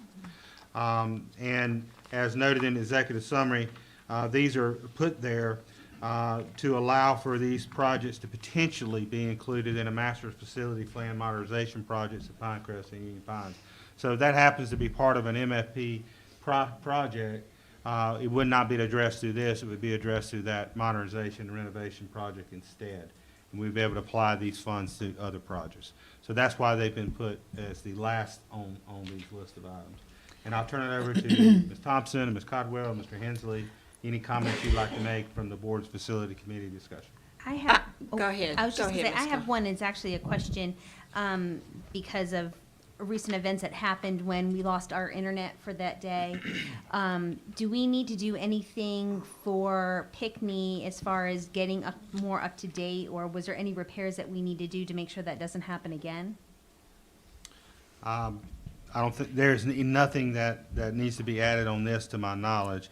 I'm gonna look at Mike, and I know he's been debriefing with Mr. Eklund, along with Dr. Powers.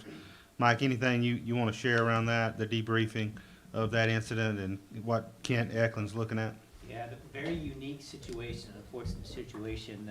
There are 3 areas where they thought they might have a fail, or they could have a fail. They're always protecting against that. This was the least likely one to happen. And it was a piece of hardware that failed and took 24 hours, 48 hours to get it flown in from California. And they are in the process of looking at what we can do to back up each of those 3 to make sure we're not in that situation again. Okay. They're putting together some cost estimates for that. We'll bring that back forward at a later time. Okay. Board members, I have some comments, but go ahead.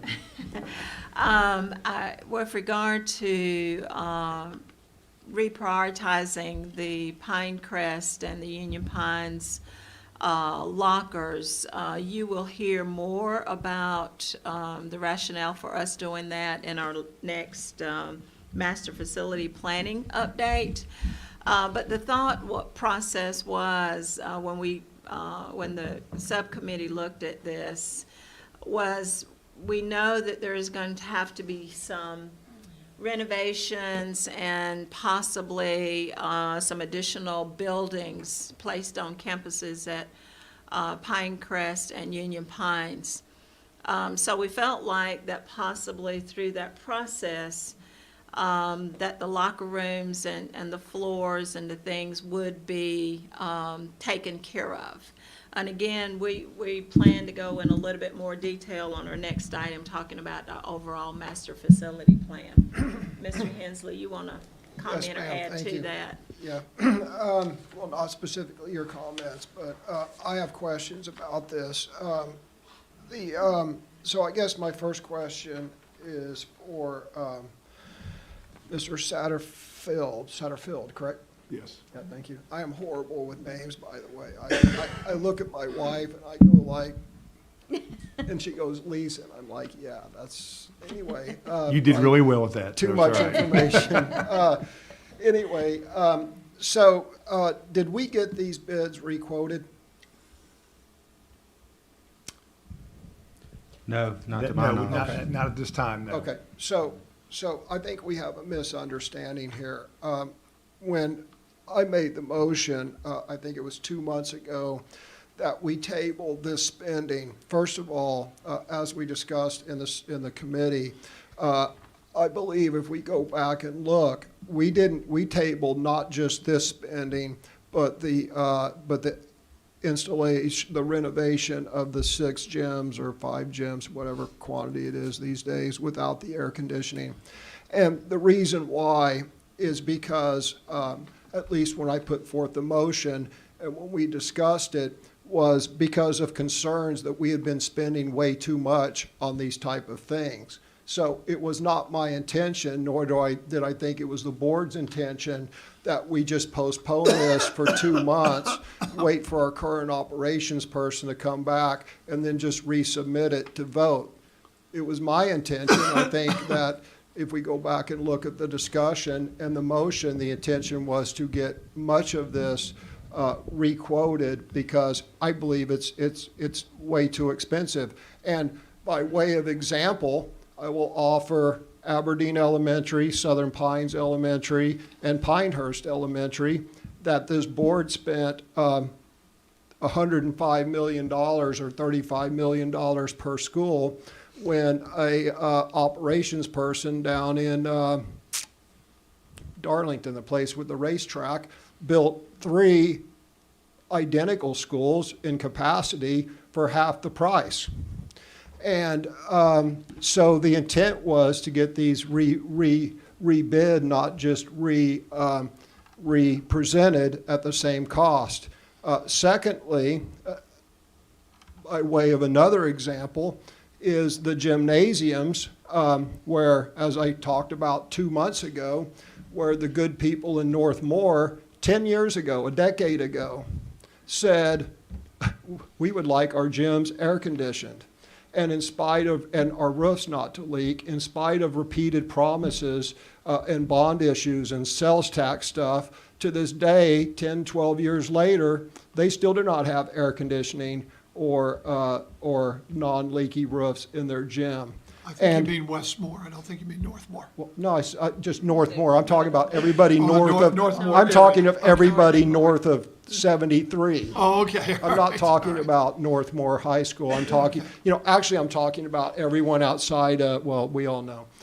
Anyway, what we're talking about are the people outside the center of political gravity in Moore County who've been neglected for decades. Is actually what we're talking about. But anyway, so. The previous operations person came up with a $2.5 million a proposal that was $2.5 million and 3 years per gym. And I went out and I got quotes from local contractors, estimates, and they came back just for air conditioning, roof, and they came back at $100,000. And I added another $50,000 to spruce up the fascia and slap some paint on it. And I came up with estimates of $150,000. Ms. Caldwell, who was a non-believer, right, asked the operations person who was standing right there, is this essentially the same? And Mr. Brass said, yeah, Mr. Hensley's $150,000, make it double it, make it $300,000 proposal is essentially the same and is what the people wanted, which was air conditioner, roof, non-leaky roof, and spruce the place up a bit. So it was my understanding, and I guess we'll have to go back and watch the motion, but the intent was to go back and revisit all of this costing, get it rebid to make sure that we're delivering value for our taxpayer. Well, if I could respond to that. Yes, sir. In our discussion at the board's facility committee, I thought we tried to address that your understanding that we were tabling the gym projects too, that was not my understanding. My understanding were that the board has endorsed the design services based on the scope of work that the board had endorsed at that time. We talked in the board's facility committee that technically you could bid that out, have the bids come in, and the board not accept the bids. Correct. And decide to do something Correct. different. What I've put in later in an informational item about the modernization of gyms update is that I have, based on discussions we had in Board Facility Committee, I've already asked Mr. Satterfield, operations team, to go back to our design team, our architects, and say, okay, how can we value engineer these projects? What can we value engineer, down off of these projects and still maintain the fidelity of the projects? What we're trying to accomplish in each of these gyms, and something that's gonna last for a long, long time, and something that's gonna have some kind of energy conservation as well. You've gotta kind of factor that into the equation. So what kind of savings could we potentially see in these projects? Bring that back to the board's facility committee and discuss it at the board's facility committee to then potentially bring back to the board to endorse prior to bidding these projects out. Because really what I want to avoid happening as superintendent is that we bring a bid to you and then the board say, wait a minute, we don't want to do all that. And then that slows it down for another period of time. So trying to push it forward as brisk as we can, that if we have a value engineered scope of work we can bring to you for discussion and talk about what that means and what kind of savings that might bring, we can do that ahead of time, get it endorsed by the board, and that's what we bid out. So when we're bringing a bid back to you for your approval, it's what you have reached consensus on as a board. So to this list of projects, it was my understanding from our meeting a couple weeks ago that you as a facilities committee were comfortable moving forward with these projects. That was my understanding. So if I misunderstood that from the discussion, but that was my understanding, we were comfortable in that this group of projects was not tied to the gym projects. Yeah. That this was separate than that. We were going to move forward with these so we could move forward with doing these updates and capital projects that we needed to do. Yeah. And if I could respond, please. So a couple of things. One is, yes, you are correct. So there's two different issues here that we're talking about. One is the bid for the gyms.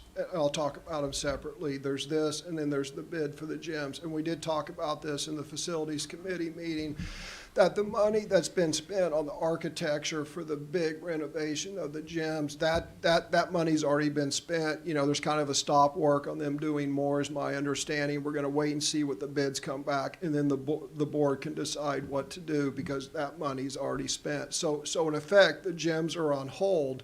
And by the way, I would propose that why that's on hold, why don't we, because the bid results on that for the grand 2.5 million 3-year projects per gym, 2.5 million 3 years per gym, those bid results will be announced in January sometime. So in parallel with that, why don't we go out to the local vendors and get formal quotes for air conditioning, roof, and clean up the fascia and splash some paint on it, which is really what the citizens asked for, so that in January, when we get the results for the big projects back, we'll already have quotes for the less ambitious, but 90% less. So that's one issue. The second issue is this list. By the way, I was just looking at something on my phone. This goes back to Southern Middle School. I was led to believe, we had a talk about a year or so ago, and it was my understanding that all of the schools had undergone an energy conservation process, and we'd made the schools as energy efficient as we possibly could. And I was in Southern Middle School at your meeting earlier, or whenever, last week, and here's a picture of the lights in the Southern Middle School auditorium that we were in. And I mean, once you get past the fact that about a third of the fluorescent lights are burned out, I was surprised to see fluorescent lights at all inside any of our facilities, because Duke Energy has had for years LED retrofit programs where they pay a good, I mean, my company took advantage of it. We saved a ton of money, but that's just an aside. But getting back to this, it's my contention that we could do the renovation, and I talked about this 2 months ago, and this is where these two tie in, is for the cost of renovating one gym, for the cost that Mr. Barath had for renovating one gym, based upon renovating one locker room, renovating Union Pines locker room or Pinehurst, Pinecrest High School's locker room, for the cost of one of those. We could re-roof and put HVAC in all 6 of our gymnasiums that don't have that. $1 million to renovate 1 locker room, or $1 million to put air conditioning and fix the roofs on 5 or 6 gyms. So these were intertwined. My expectation, at least when we discussed this, was this stuff was going to go back and get rebid. Northmore, replace the water boiler there. I mean, Moore County Schools left a brand new water boiler in Aberdeen Primary when it was abandoned. Maybe call the guy who bought it and see if we can get our boiler, because I don't think he's using it. So my expectation was that these get rebid for, well, let's look at replace the central office HVAC system. You can put a HVAC system in a gym for $70,000 or $80,000, yet we're going to spend $221,000 doing it in the central office. My expectation was this was going to get rebid under a new operations officer, and then we were going to reevaluate the costs. Does anybody else have any comments? What is the resolution of all this? What The are we doing? The recommendation is that the board would approve these projects, to move forward with these projects, this list of projects, and to move forward. There's local capital and lottery funds that are earmarked for these projects, and to move forward with that. Noting the final 2 projects would be the last ones that would be initiated, to see where we were with the master facility planning process. So let me ask, so we're going to go ahead with the $2 million project for the 3 gyms or whatever? No, sir, that's not related to No, this that's specifically. Okay, maybe I'm mixed up. I was trying to note how I have interpreted all this, and what my recommendation or the process we were moving forward in preparation for the bidding of the gym projects. That's not related to this recommendation. That's an informational item later So the on. recommendation is to do exactly what? The recommendation is for the items that you see on this list, the recommendation based upon Dr. Locklear is that we approve the items that you see on this list. Charlie, can you go down with it? But not necessarily do them, is that what you're saying? Begin to follow up, yes, to spend the money that you see for each line item, recognizing that Pinecrest and Union Pines would be at the bottom, and those ultimately may be on hold. But from the county, from central office down to Cameron, began to proceed to take care of those projects. So we're going to spend, so the idea is we're going to spend $2 million on locker rooms. $193,000 roughly on locker rooms? Those will be the 2 items that will be on hold, subject to what we're gonna do with master facilities for Union Pines and Pinecrest. So we're not approving that necessarily. Well, I want to know whether that $2 million, roughly $2 million, is being approved by us for the locker rooms, or we're going to have another vote on that later on. That's what I'd like to know, one way or another. These lists of projects are being approved. It's my recommendation you approve them all.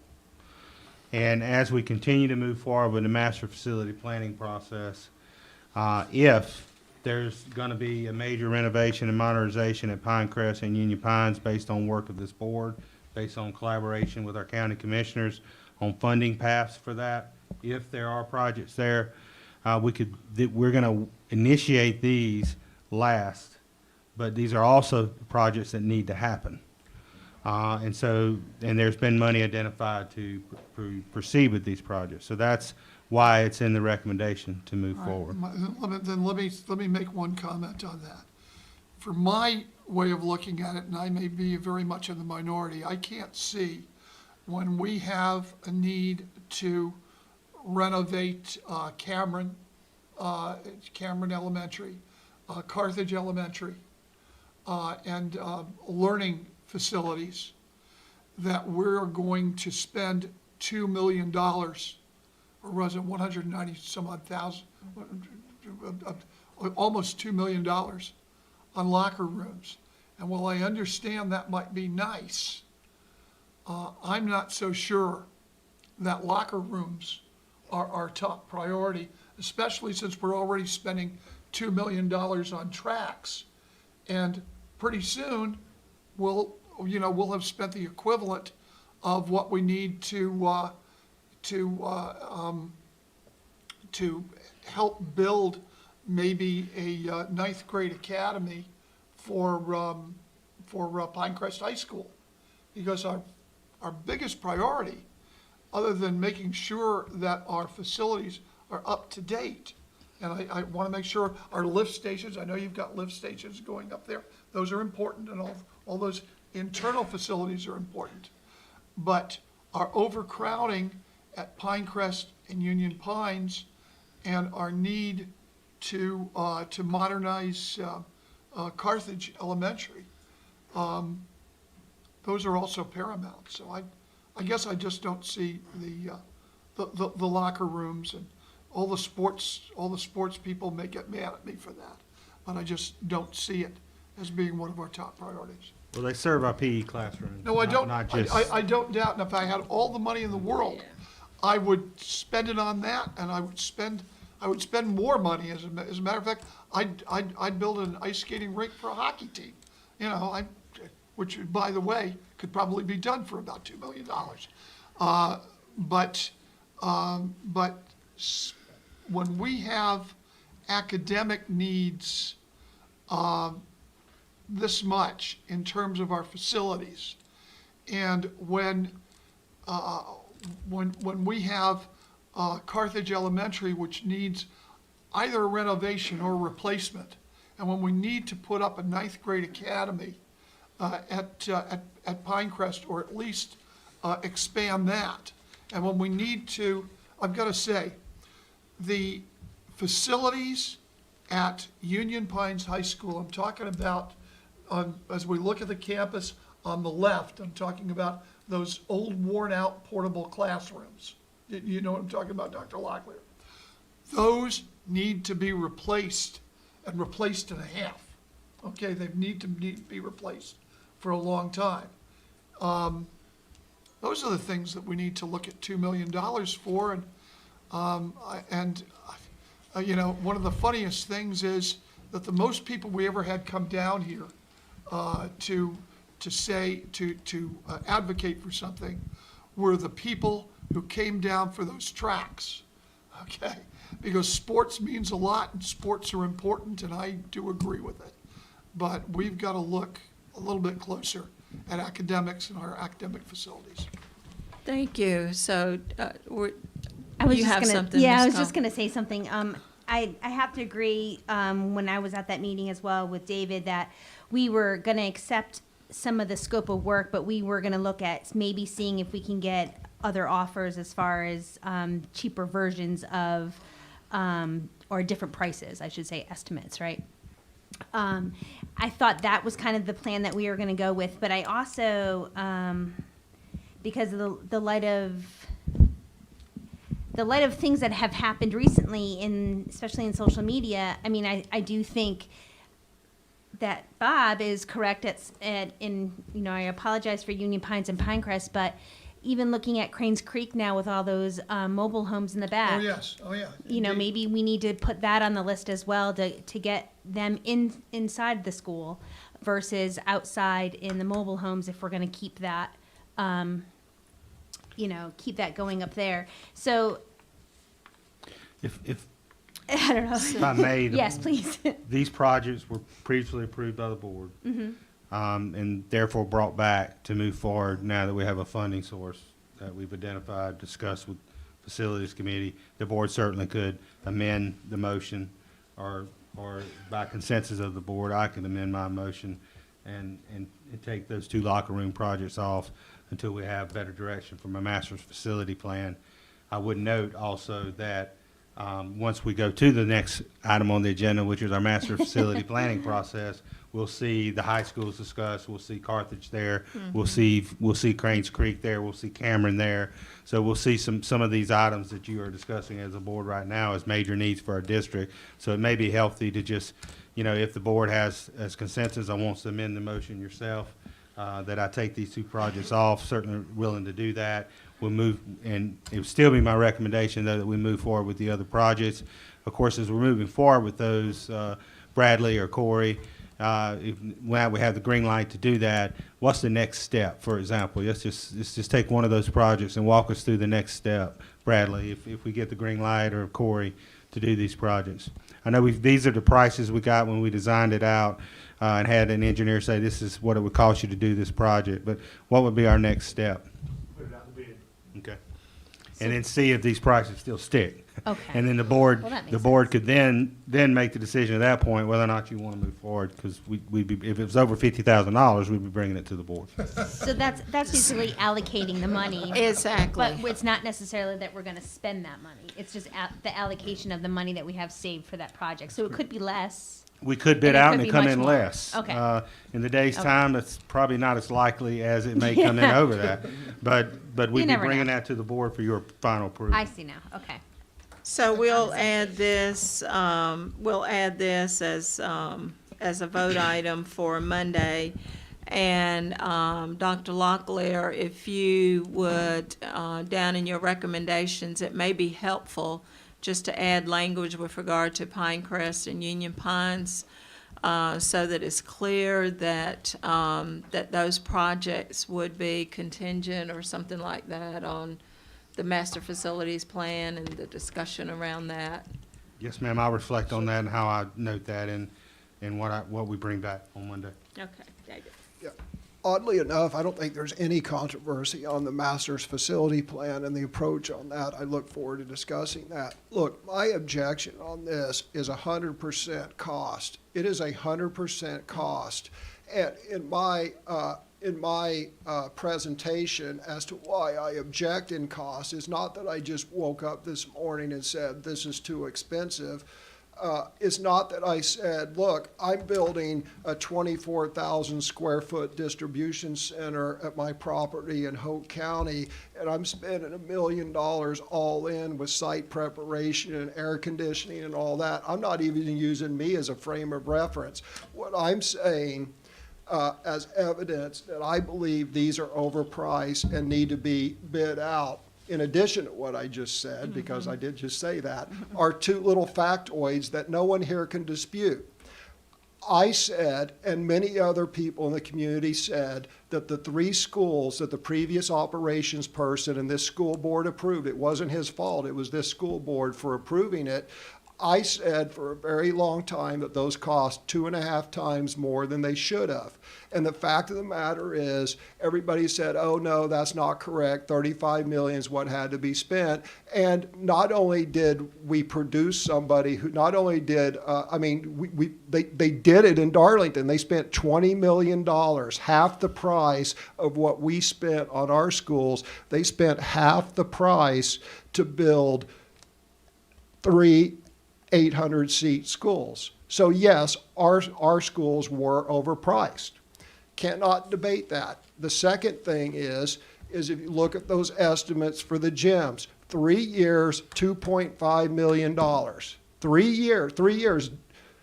Pam, do the people you represent in Northmore want to wait 3 years for their air conditioning? Right. And I heard the superintendent say, we've got the money for this, we need to spend it. No. We need to make sure we get value for our money. And it's not that it's not that the businessman who bought Aberdeen Primary spent 10% less than $2.5 million or spent half as much as $2.5 million. The businessman who bought Aberdeen Primary fixed the roof, brand new roof, looks great, and put in air conditioning all in for $80,000. That's like 95% less than the $2.5 million per gym. So I make no apologies. I make no apologies for doubting these numbers, because I provided evidence that we overpaid in several of our capital spending things. So I'm not voting for anything until it gets rebid under a new operations person with some sort of reasonable criteria for the bid, because we should not be paying twice as much, or in the case of these gym renovations, 10 times as much as we should. It's just not reasonable, and I'm not going to support it. Thank you. So, Just one question.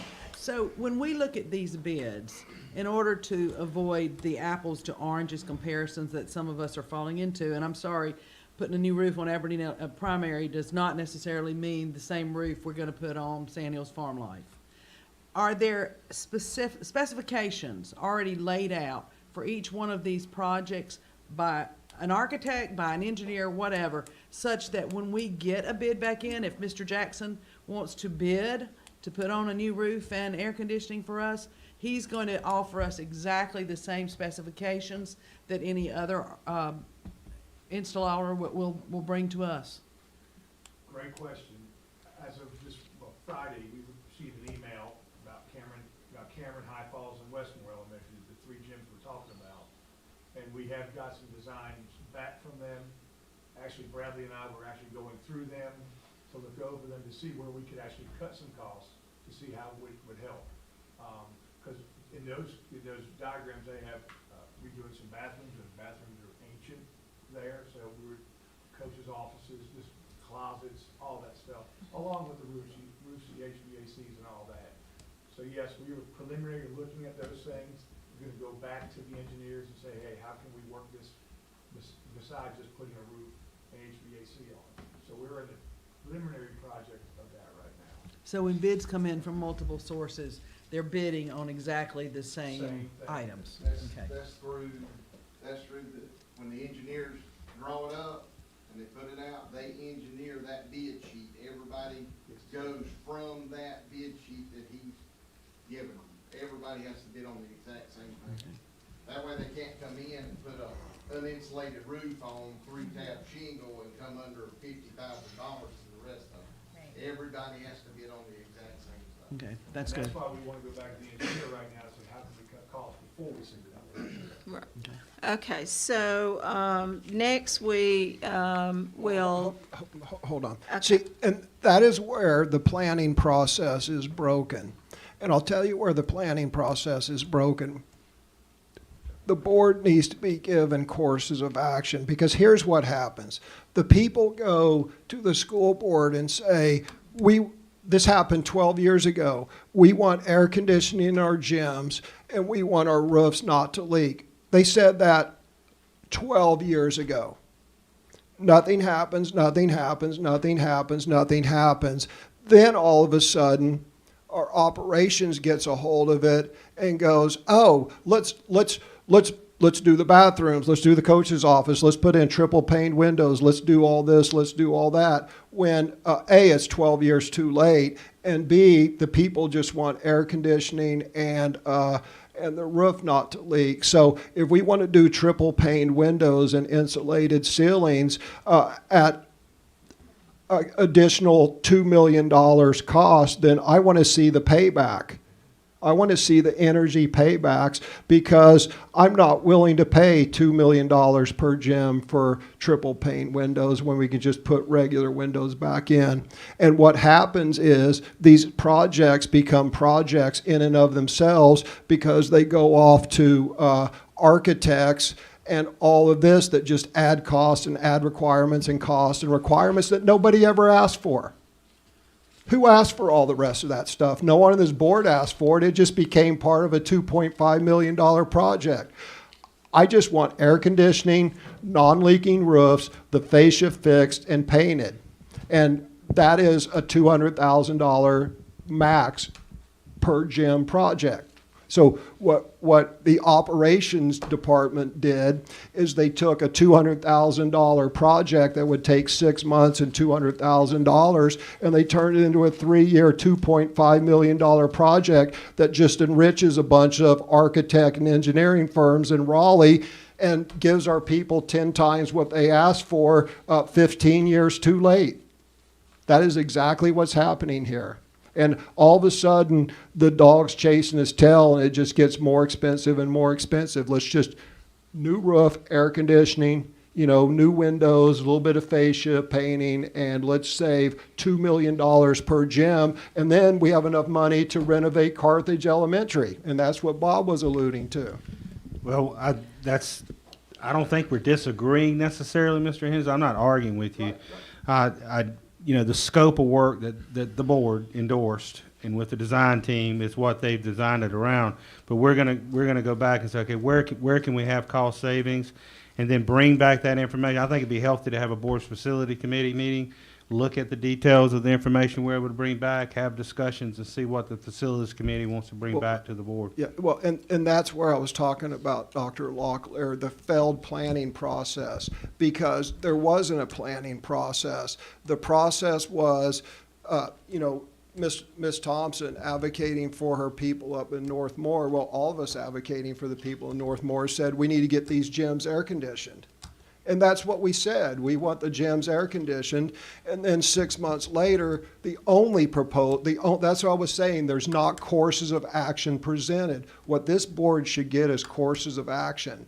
Course of action A, we'll just call it gold plated, $2.5 million, 3 years, here's what you get. Course of action C, you know, just air conditioning and a roof, and that costs $150,000. It takes 3 months, and here's what you get. Course of action B, halfway in between, here's what you get.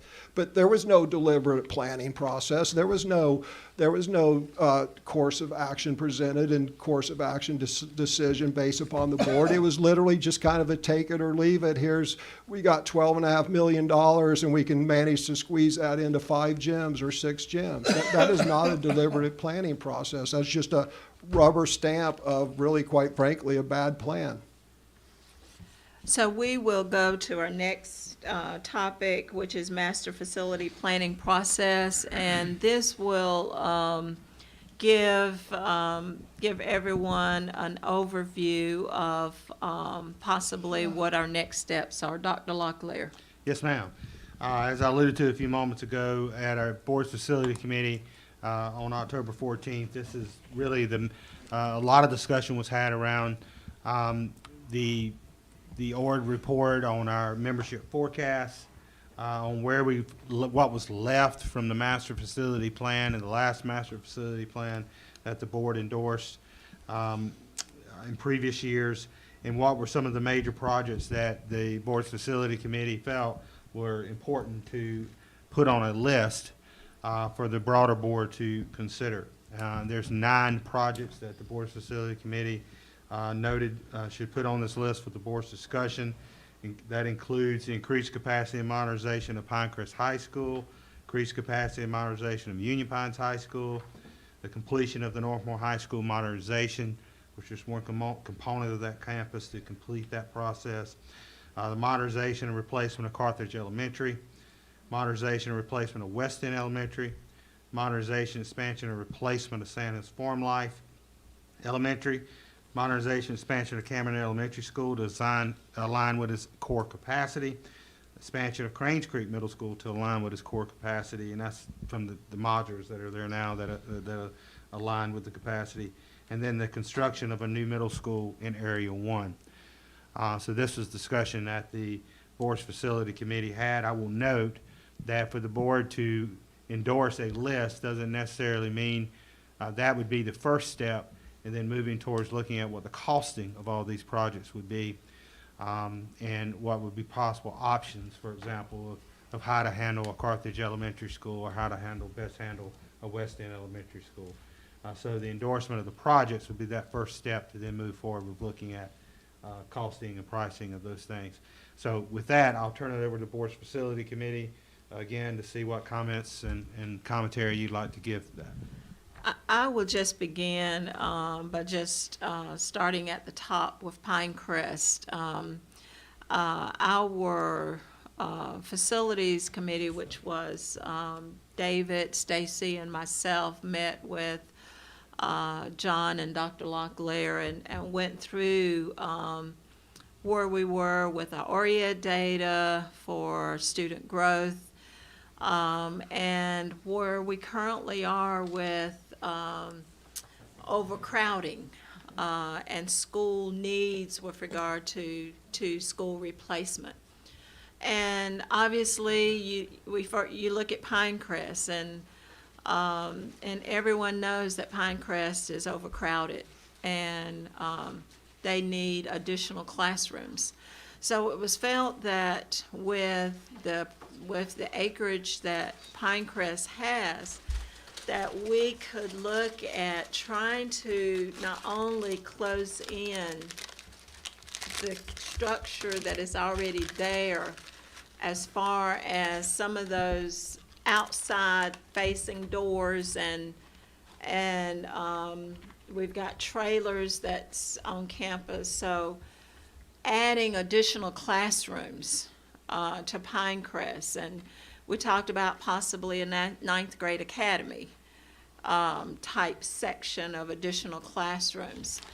But beginning to increase capacity and modernizing Pinecrest is what we felt. I think all of us have heard from different parents and community members that they do not want to reduce the student enrollment capacity. They feel like they want to remain a 4A school, and so trying to gain some brick and mortar structure with regard to increasing the class spaces. And the same thing with Union Pines, that same conversation around the campus of modernizing the existing structure and trying to look at ways. Now, Union Pines obviously doesn't have as much additional acreage to build, like Pinecrest, but it was felt from talking to John that there could be possible, when you look at the campus, things done to try to add additional brick and mortar classrooms. So doing the same thing there.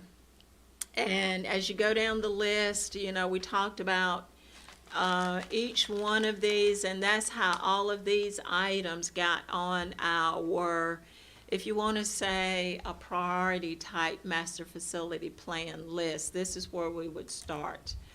And do you, when you get down to Carthage, do we replace, do we modernize?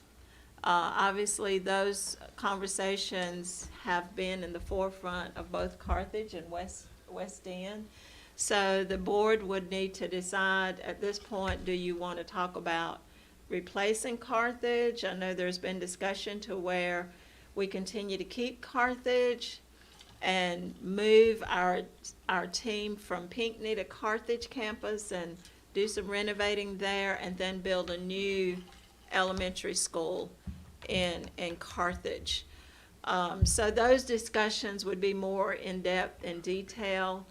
And then on down, expansion, replacing Sand Hills Farm Life with the growth that's coming in, and the subdivisions that's planned and is supposed to happen, I believe, at Little River that we had talked about. So what happens at Sand Hills? Do we modernize, do we expand, or do we replace? And then same thing for Cameron. Cameron is almost at core capacity there as well. So what do we do there? And Cranes Creek, basically, with the core capacity there at that facility, the goal is possibly just to do some brick and mortar additional classrooms there at that building. And then with the growth charts, at some point we'll need to talk about a new middle school in Area 1. So David or Stacy, do you want to add to? You said it perfectly. Yeah, no, Because I think we had really good discussion, and I think we were on the same page. yeah. With these are the items. Now, obviously, when you look at our facility, we have lots of needs that fall down underneath these items. But this gives us a good place to start. And then where does this board feel that, is our priority? Do we start with Pinecrest and go down? Or do we start in the middle? I don't know. That's board decision. But David, go ahead and make your point. Ms. Thompson, you did a good job doing Yeah. a rundown. Look, when our committee met, there was broad consensus. This is the list of Absolutely. projects that need to be done. As part of the planning process, we're gonna march through and we're gonna look at different courses of action and get different ideas. And hopefully we'll come back with, several different courses of action and present courses of action to the board, discuss and debate the courses of action, then the board can decide which course of action that we take.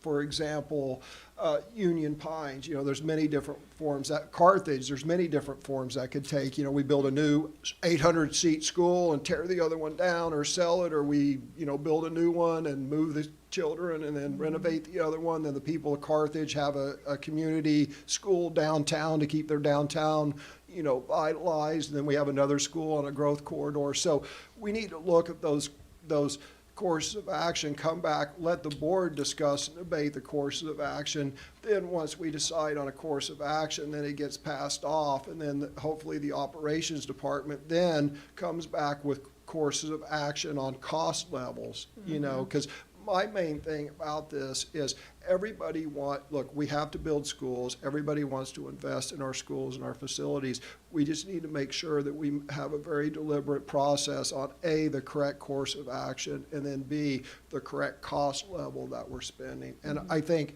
this is a great list. Everyone agrees on it. The county officials I've talked to agree on this list. I think the community agrees on this list, so it's just comes up with what's the best course of action and how much is it going to cost. Do you have anything, Send it off. Stacy? Yep. you did. So basically, our next step would be to talk about this and what I would like for our board members to look at this list and get a sense in your mind of where do we begin? What is the top? And as we talk about this on Monday, then we will come together and, get a sense from each board member on what their thoughts are, where do we begin, and we'll try to arrange this in some type of priority, possibly. If you feel like that what you see is where we need to begin, then basically that's what we will do. But we want to get feedback from our board members on how do you feel about this list? What do you see your next steps being? And then we can vote on just approving this as the beginning of our master facility list. And then we would go back to the drawing board with our facilities committee and with our operations director and see where do we go from there as far as developing a plan, to David's point.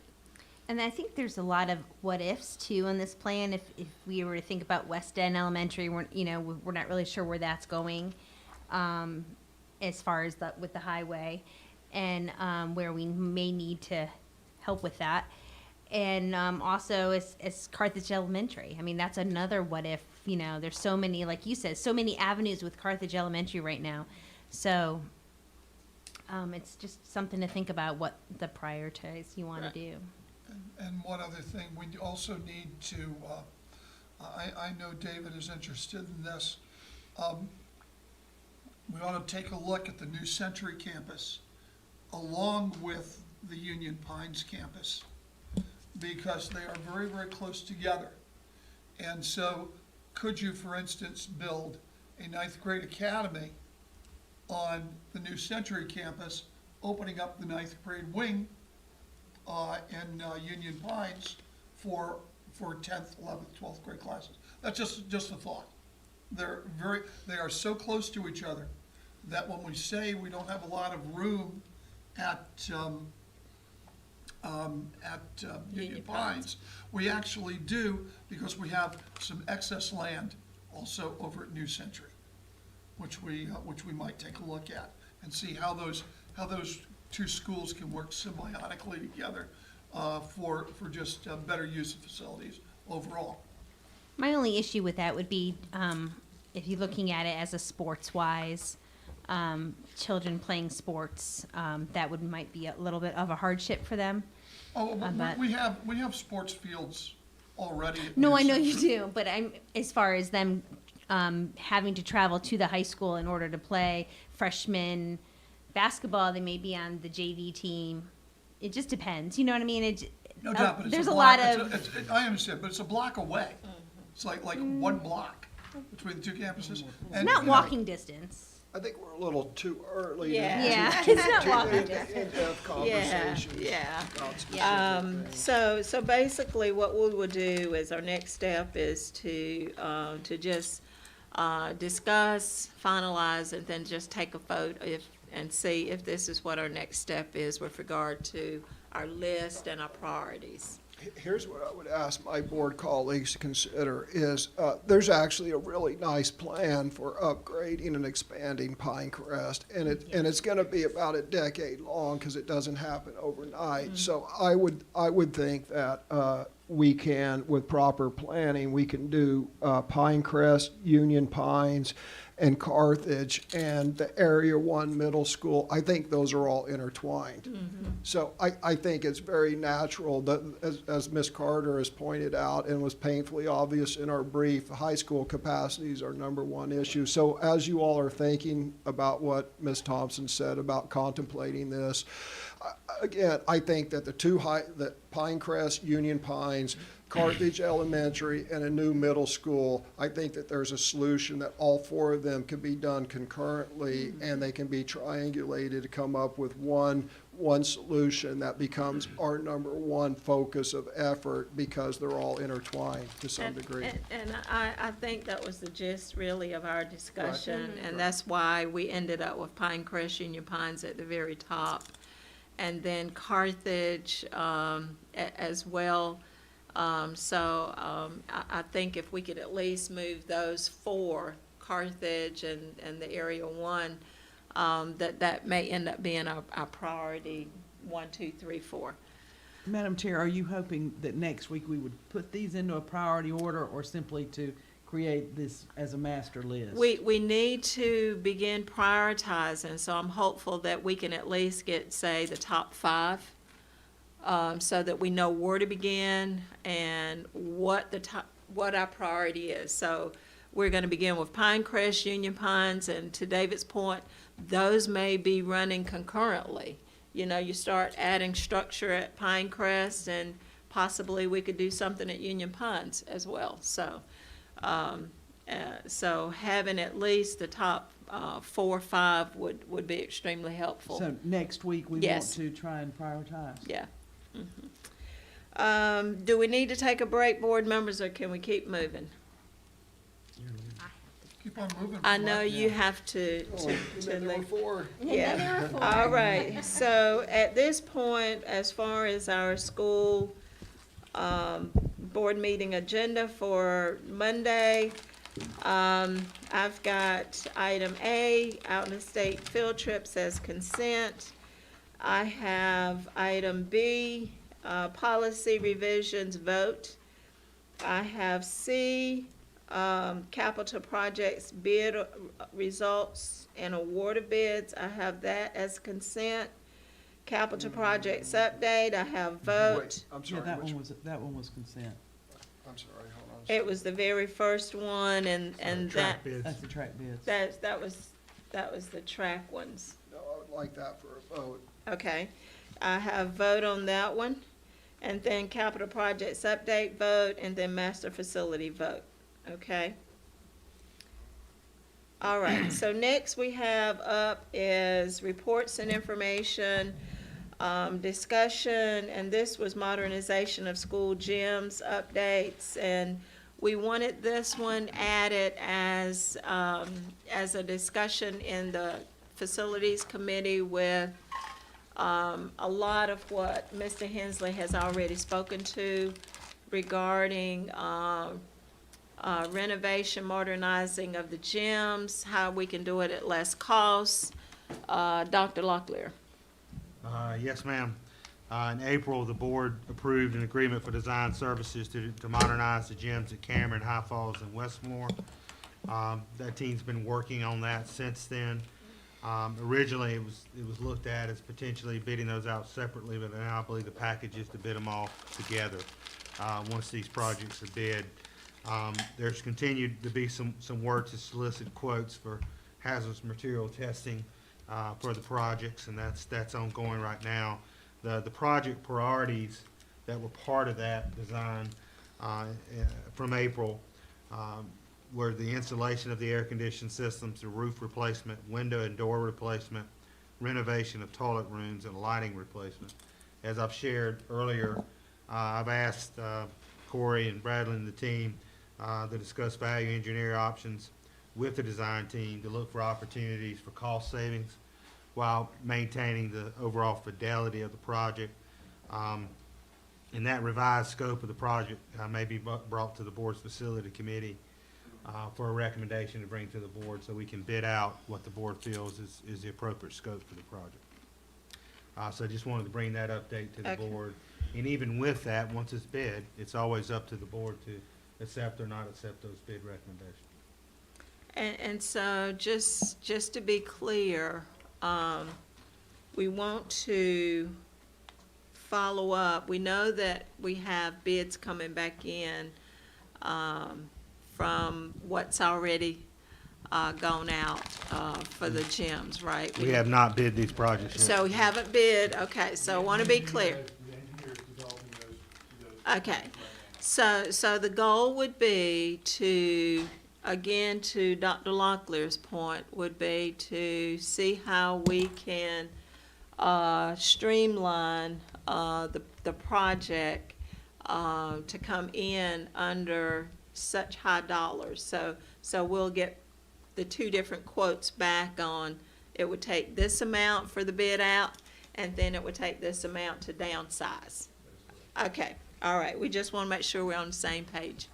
I'm not sure I understood that. So they're going to follow your request to get another quote to do just the tops, you know, just simple, like you were saying.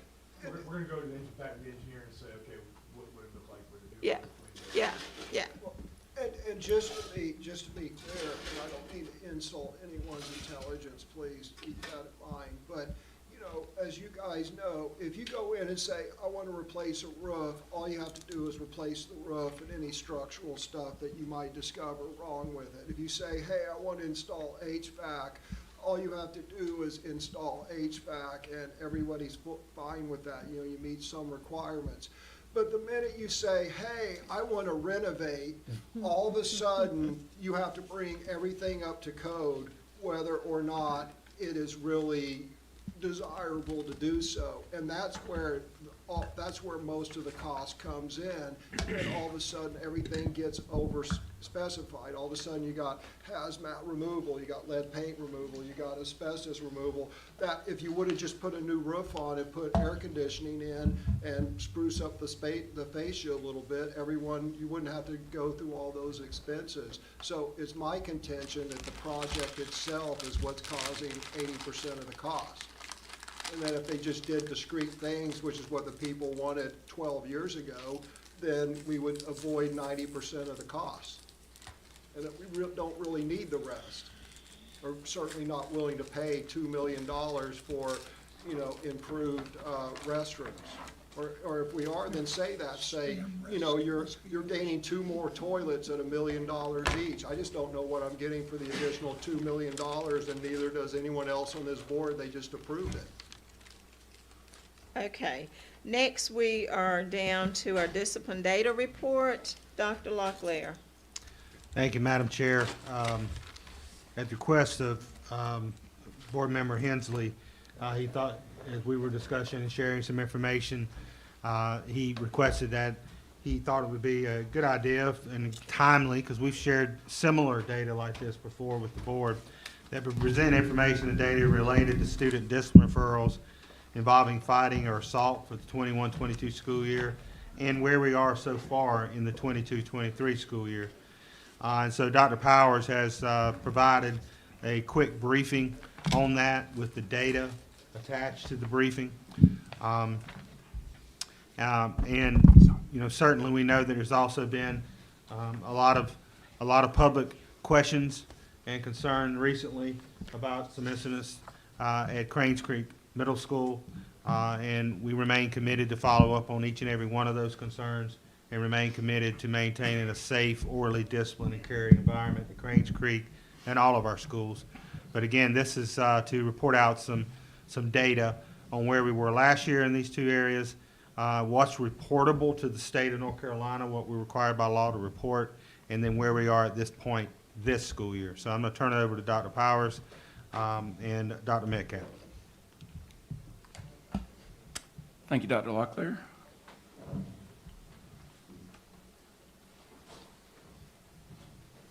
So just wanted to start the presentation out by just real briefly just sharing a little bit of information related to our code of conduct and how certain discipline instances specifically related to fighting, assaults, how those are involved as a part of our student code of conduct. So our Moore County School Student Code of Conduct rules are leveled according to the seriousness of behaviors and the range of potential disciplinary consequences. So all of the rules as a part of our code of conduct are leveled, levels 1 through 5. When we look specifically at level 2, which would be which would include what fighting is a part of, for those types of rule violations, those may warrant short-term suspensions of up to 5 school days, but the principals also have the discretion to impose a short-term suspension of 6 to 10 days, or even recommend a long-term suspension of 11 days or more, based on the circumstances of the case and what those might be. When we look at level 3 violations, which would include assault would be included as a part of this level. In those situations, level 3 violations are more severe in nature and may support long-term suspension. However, the principal in any of our, in the leveling of any of these infractions, principals have the discretion based on the particular circumstances of that incident to determine what the best consequence may be, and again, certainly taking developmental level of students into account if you're considering elementary age children. So did just real quickly, and I'm not going to read through this, but I did just want to point out that fighting is specifically addressed as a part of the Code of Conduct. It is Rule 2.6, fighting, physical aggression, or provocation. And then also wanted to address that assault is also specifically addressed, and we have 3 different rules related to assault. So Rule 3.1, assault on a student. Rule 3.2, assault on school personnel or other adult. And Rule 3.3, assault involving a weapon, dangerous instrument, or substances. Dr. Powers, I have a Yes, sir. question on those. Yes, sir. What are the distinction, but if we could go back, what are, I mean, obviously, other than one being longer than the other. Okay, never mind. I see, I had a question on the difference between 1 and 2, but it's kind of in the It rule. kind of spells out, Yeah. exactly Yeah, what's I'm sorry. involved there. Yep. And these are actually pulled straight from our student code of conduct. Yep. Yes, sir. Did just briefly before we look at some of the data, just as a reminder that the district does use Educator's Handbook as our discipline tracking and reporting tool. All of our schools utilize this, and it helps us in a lot of ways. No, the biggest is that it helps us be consistent as a district in order to be able to make some comparisons. So we have that consistency in how data is reported and tracked across all of our schools. We're able to track both discipline offenses as well as consequences. It also allows us to track our discipline data by school, grade, gender, race, location, day, and time. And then we're able to go back across school years and longitudinally look at comparisons related to any of this data. So if we could pull up the link.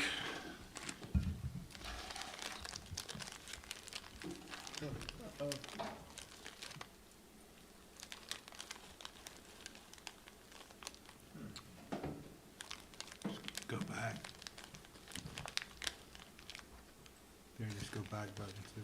Yeah, that much. Yeah.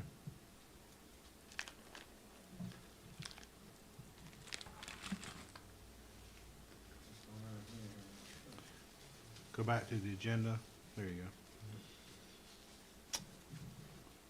go. I think you have to be logged into the internet to access that document. You shouldn't have to be, though. Yeah, it should be Yeah, it available. should be a public record.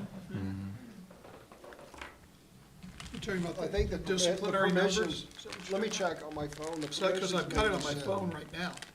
Soon as, Just clicked on the link. Yeah, just clicked on the link. Yeah, Yeah, that, Bob- that one is a matter of sent. fact. Bob, it's not working. it's not working for us right now, but it should be You know, available. it didn't work for me initially, clicking a couple of times, and it came up. Okay. Just a thought. Cindy?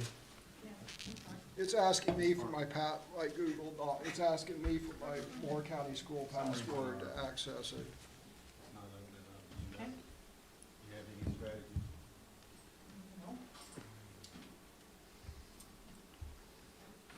I can give you my phone.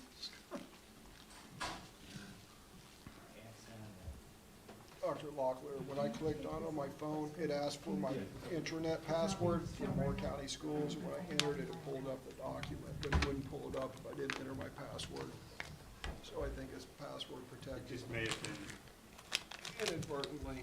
not in the right folder. It should be in our board meeting folder in Google, so that might be why it's not pulling up. Did you do Do it from you the? want to, let's go down to policy conversion, Yeah, and then Let me we go ahead can and tell you come. about that, and then Yeah, we'll so come we back, if that's follow- all right. Yeah, Cindy, we can print it out too for the board, what happened, and then make sure it's posted. and then we'll come back to that. Looking on at item 4C, which is the board policy manual numbering conversion, what has happened over the years is that our policy manual has been numbered and realigned and numbered again and realigned, and we're at the point where it needs to be realigned again with policies set across the state and with guidelines that come from the School Board Association. And Mr. Schwartz has asked that the policy committee, when it reforms in December, begin the process of going through every policy in the manual and meet possibly once a month or more frequently for the coming, for the near future, to go through all of these policies. They will simply align the number of the policy such that we don't have duplicate numbers and changes that we've made without realizing it. But they'll also take the time to actually go over each policy and review it, to update where need be. Some of them, but simply because of text messaging or other electronic accesses that our students have, need to be updated, and so that's going to be done. So the policy committee has been asked to take that on and to do a very in-depth review of every policy and to undertake the renumbering as it goes. And it's my understanding that Mr. Schwartz has asked that they start with the parts that specifically apply to students, which is the 5,000 number. I believe, I really don't make much difference, the part that actually pertains to students. And so the committee will be undertaking that. So they have a lot of work ahead of them, and, but it will be beneficial for all concerned and make it easier to update as that comes through over the course of the next few years. So that's all that is actually involved in the manual numbering conversion. It's a huge job, and I wish them all well with it. Okay, any questions? All right, we'll go back to Dr. Powers and the discipline data report. Thank you, Dr. Metcalf. Just getting that pulled up, appreciate that. Yes, specifically gonna look at discipline data related to fighting and consequences for those. And again, this first page of discipline we look at is related to last school year, 2021-22. I'll also point out, if you don't see a particular school listed, that means that they did not have any reported incidents of fighting for last year. So I thought, we do have fighting incidents across grade levels in high school, middle and elementary school. I thought I would just walk through and maybe give an example from each grade level. First though, I'd like to just kind of give a brief description of what the columns are. So you see the schools are listed. Fighting incidents, so that's the number of fighting incidents or fights that were reported in each school. Instances of OSS, so that's the number of times OSS was assigned, OSS being out of school suspension. Instances of ISS, in-school suspension, how many times those were assigned, and then finally there are some cases where other disciplinary consequences such as bus suspension, parent conferences, loss of privilege, structured day, other types of consequences were assigned. So if we look at the high schools first, we'll start with Pinecrest. 25 incidents of fighting reported last year. Of those those incidents, 52 times students were assigned out of school suspension, 2 times assigned in school suspension. Keep in mind circumstances are certainly can be different for every incident. Sometimes consequences may vary based on what the circumstances were of the case. If we scroll down to the middle schools, here we can certainly take a look at Cranes Creek Middle for last year. 30 incidents of fights reported. Of those, 25 were assigned out of school suspension, 5 in school suspension. There were 28 instances where other disciplinary consequences were assigned as well there. You can also see Southern Middle School, some very similar numbers related to our middle schools for fighting last year. If we take a look at our elementary schools, of course you see the numbers drop quite a bit for elementary, which you would likely expect. You see Aberdeen Elementary School was our elementary school with the highest number there, 13 incidents of fighting reporting, for which out of school suspension was assigned 20 times, in school suspension 6 times, and other 6 times. If you grand total for all schools, you can see there, so 143 incidents of fighting, for which out of school suspension assigned 197 times, in school suspension 29 times, and other 80. If we scroll down to the next page, you can just scroll that. No, just scroll down. Right. It's okay. Just scroll down. Yep. So also thought we could share data for this school year. So up until October 24th, when we created this data, you can see where we were. Again, so just wanted to share that up to this point. And again, that's just for your information. I'll just let you take a quick look at that. Very, very similar, just numbers are lower, being only, 8 weeks into the school year. But at this point, this school year, 36 instances of fighting, for which OSS was assigned 43 times, ISS 10 times, and other 12 times. Now, Dr. Metcalf, you can go on to the next, and we'll look at assaults. So, Dr. Powers. Yes, sir. Sir, I have a question for you. Fighting by definition is an assault. So what's the distinction between fighting and an assault? A good question. So fighting in general would be when it involves 2 or more students who are basically Mutually fighting? Correct. Okay. Correct. When we think of an assault, it would generally be more of one person as the aggressor and the other person not involved Like to try to.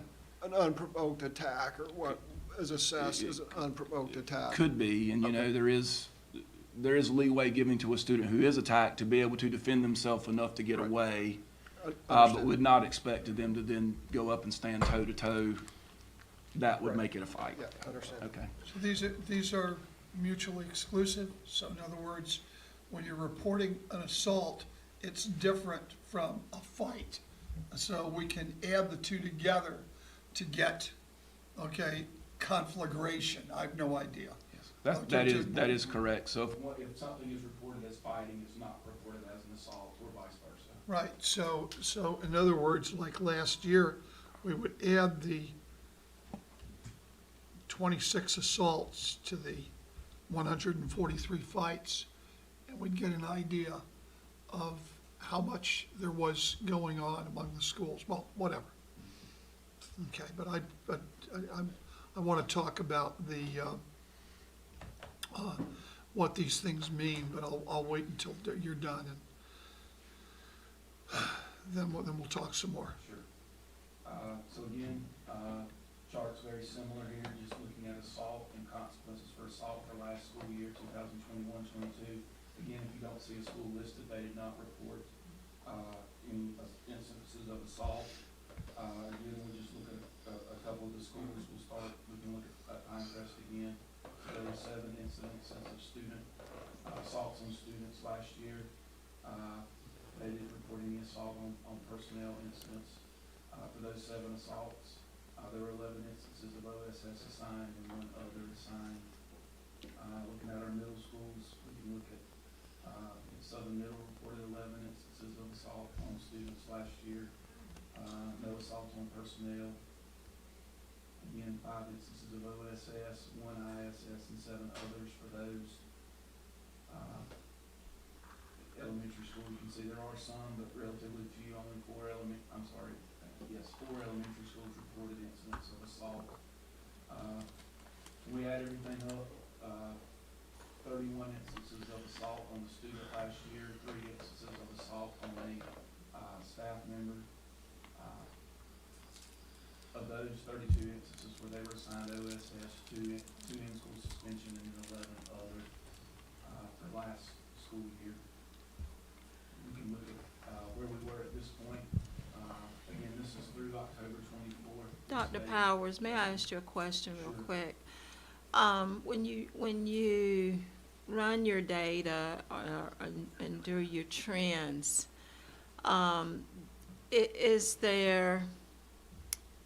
would it be beneficial or helpful if you did your trends by month versus doing a whole year? So, and I guess I'm asking because I'm wondering, is there any particular month that you see students out of line more? Because I know, for example, with patients, around the holiday, you see sometimes more suicide cases. So I'm wondering if there are any emotional or behavioral issues that you can look at any given month to where behavior may be up. Yeah, and that's a great point, Ms. Thompson, and that, you know, one of the beautiful things about Educator's Handbook is it does allow us to do that by school or even for the district, to see if there are certain times of year or day or time of day that we can look at. We didn't dig that deep for this particular report, but we do look at those things. It was interesting as I looked through this and looking at it, I noticed in terms of days of the week, Thursday. Thursday was a big day for some of these discipline things to go on, which surprised me a little bit. But we do have that ability, and we do pay attention to that. And like I said, it's great to have our data tracking tool be able to do that for us easily. Mr. Hensley has a question. Sure. Well, it's really not a question, it's an observation based upon what Ms. Thompson just said, but, I mean, if you don't mind me addressing it now. You know, back in February, when we started talking about SROs and we discovered the training deficiency and all that, one of the things that we discussed was reporting incidents. And then subsequently to that, I discovered that, you know, there's a huge gap. You know, if you look at what's reported to the North Carolina Department of Public Instruction, which is the only thing the public has unless we give additional information, there is, you know, the 20 reportable offenses, and then there's bullying, and there's nothing in between. So this stuff doesn't publicly get reported. And there's an old saying in the Marine Corps, you know, inspect what you expect. And if, you know, reducing fights or assaults or, increasing school safety, or however you want to say it, is if that's a goal of the school board, then we need periodic reports. And it's actually shocking that the school board doesn't get, and the public doesn't get quarterly reports like this, and they should be graphed out over time. You know, we should get, whether it's a monthly report or a quarterly report or a yearly report, we should get, as an oversight board, hey, here's our statistics on these items. And you know, we are reporting quarterly on our discipline data in the board monthly update. There will be one in November related to discipline for the first 9 weeks. If the board would like, you know, we could certainly focus on specific areas like fighting. Well, and again, that's our responsibility as a board, is we need to sit down, we, the board, need to decide, hey, here's what we want periodic updates on, whether it's fights or assaults or, you know, whatever. And then we get those updates, and then whether it's a committee that gets the updates and then briefs the board quarterly or whatever. But, you know, we need to start having visibility of this, and the public needs to see, have visibility of this, because you know, you see these videos online and you think, man, that happens 20 times a day in each school. And, you know, that may or may not be true. You know, I hope it's not true. But if we, you know, if we show these statistics, and more importantly, as they're here, look, here's the different instances per school. You know, we can't address specific cases, but then here's the results of what we gave. Then, you know, it's all in the name of transparency, and it all helps build confidence. And more importantly, or as important, it helps us as the board to look at it and, hey, is this getting out of control, or is this within, you know, some sort of norm you have when you're dealing with teenagers? Well, let me also ask something, following up on what he's saying. First of all, is there any reports on bullying? And I don't even know how you define it, okay? But I see a lot of things about fights and assaults and the like. But equally as problematic for students and their well-being at school is bullying. Do we have any statistics on that, or how do we report it, or how do we even define it? I mean, We do. So in Educator's Handbook, we do have a list of discipline infractions and codes for that, on how those can be coded. So there is a code for bullying as a part of that. Could certainly, you know, share information related to that with you as well. Bullying is can be a hard term to understand, because people, I think, do define it in different ways. But I think in the way that we look at it as a school district, you know, children and adults, right, disagree at times. They're not always going to see things the same way, and they may get into an argument and you know, not be nice to one another. But that doesn't automatically mean it's a bullying situation. So in the schools, when we look at bullying, we're thinking about, okay, is this targeted at someone, and is it repeated, right? Some things that continue to it's targeted at someone and it's repeated.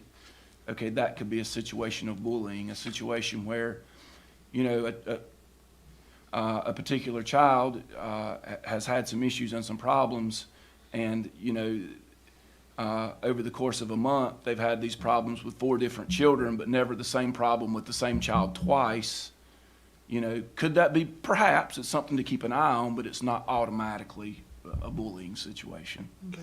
And secondly, as I look at your statistics, I'm not so sure that the absolute numbers mean much to me, because I kind of have the feeling there may be more fights go on than are actually reported.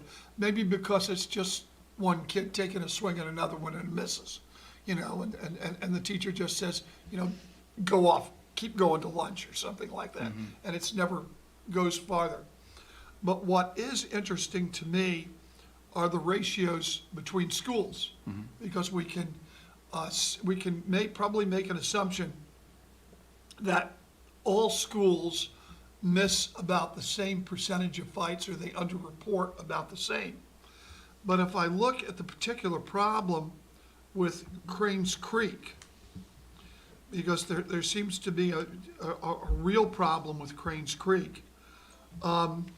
You've got, last year, 30 incidences and 33 at Southern Middle. So they're about the same, but they are, but those are more than 3 times higher than the next school, which is NCM, I forget what that New is. Century. New Century, okay? And then we go and look also at this year, and we find out that Southern Middle goes down to, but we're only up to this part of the year, 6, 8 weeks, or whatever it is. But Southern Middle is 4, and Cranes Creek is now double, or more than double, Southern Middle. So, and then the next one in line is only a third of Cranes Creek, which is West Pine Middle. So there really statistically seems, the parents are of course up in arms about what's going on at Cranes Creek. But these statistics seem to back them up, that there is maybe not, maybe some people are exaggerating. I don't know, because I'm not there. But there seems to be a real problem at Cranes Creek. And I also noticed one other thing, and that is that Cranes Creek remains high while Southern Middle has come in relationship to Cranes Creek way down. So there's something happening good at Southern Middle, or it could be that we're just implementing the redistricting program fully as between Cranes Creek and Southern Middle. And a lot of economically disadvantaged kids have now left Southern Middle and have gone over to Cranes Creek, which tells us that Cranes Creek needs more resources so that they can handle this. So really, I mean, I know we've talked, especially in security sessions, closed sessions, about these problems. But in open session, we need to assure the public that we're looking at this problem at Cranes Creek, that we recognize it's a problem at Cranes Creek, and we're ready to do something about it, working cooperatively, because I don't want to put any blame on anybody. I just want to know that we're working cooperatively to take care of the problem. Yeah, and Mr. Levy, I believe, you hit the nail on the head in terms of, right, some of our schools need additional support in different areas, right? Right. Right now, in terms of providing some additional support to Cranes Creek, an additional counselor was placed there over the summer to work there this year, so there are now 2 counselors there, and 2 of our most highly regarded counselors. I'll also add, continue to have a full-time Moore County Schools police officer assigned to that school. An additional half-time assistant principal was placed at Cranes Creek last year, and currently we've added another assistant principal there now to help in the time being, and we'll see where that goes and if that additional support is needed, but that's there on an interim basis right now. We've also worked to establish some different training for staff to help them to support the needs of students and to understand how to better support them and the challenges that they may have. So that's going on as well as thinking about how we configure the campus, the school day, where grade levels are housed, how they move, to also try to support some of that, some of those issues. But I'm also interested in one other thing, and that is that we've established at Southern Middle a dean of students in charge of discipline. I'm correct on that, right? That's correct. Okay, but we don't have that at Cranes Creek.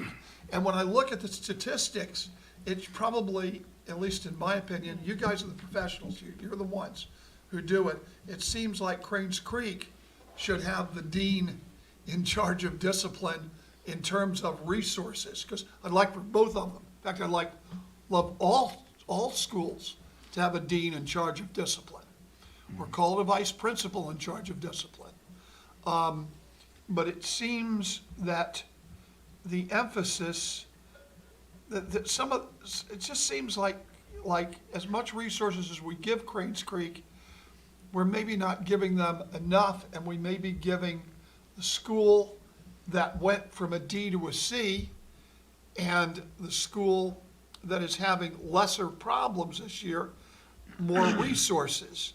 Maybe that's not the case. I don't know. And I don't want to say, and that's the other thing, you don't want to say because you're successful, you get less. That's not a good way to do it. We actually need to give them both more. But looking at it from a positive standpoint, we can't ignore Cranes Creek. Yeah, I would agree. Yeah, and yes, sir, I would agree as well. And we are looking at what additional resources we may need to make permanent there at Cranes Creek. You know, the idea of a dean of students, that's something that our Restart schools did kind of creatively at Aberdeen Elementary and Southern Middle. And I think we're seeing some positives with having that resource of a dean of students who looks at behavioral interventions, addressing behavior situations, and addressing social needs of the kids. And that very well may need to be something we look at. How do we repurpose or purpose some funds to Cranes Creek to be able to provide that? So that's absolutely something we're looking at, and looking at what additional training we need to bring staff and support, and make sure we've got the right structures, and make sure we're being consistent in what we're doing there.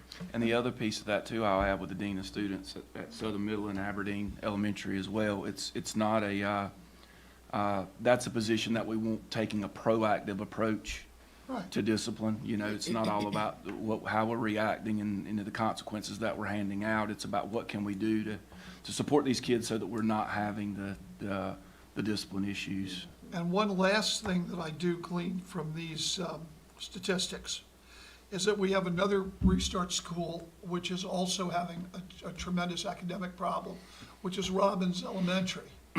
But when I look at the statistics, discipline isn't the problem.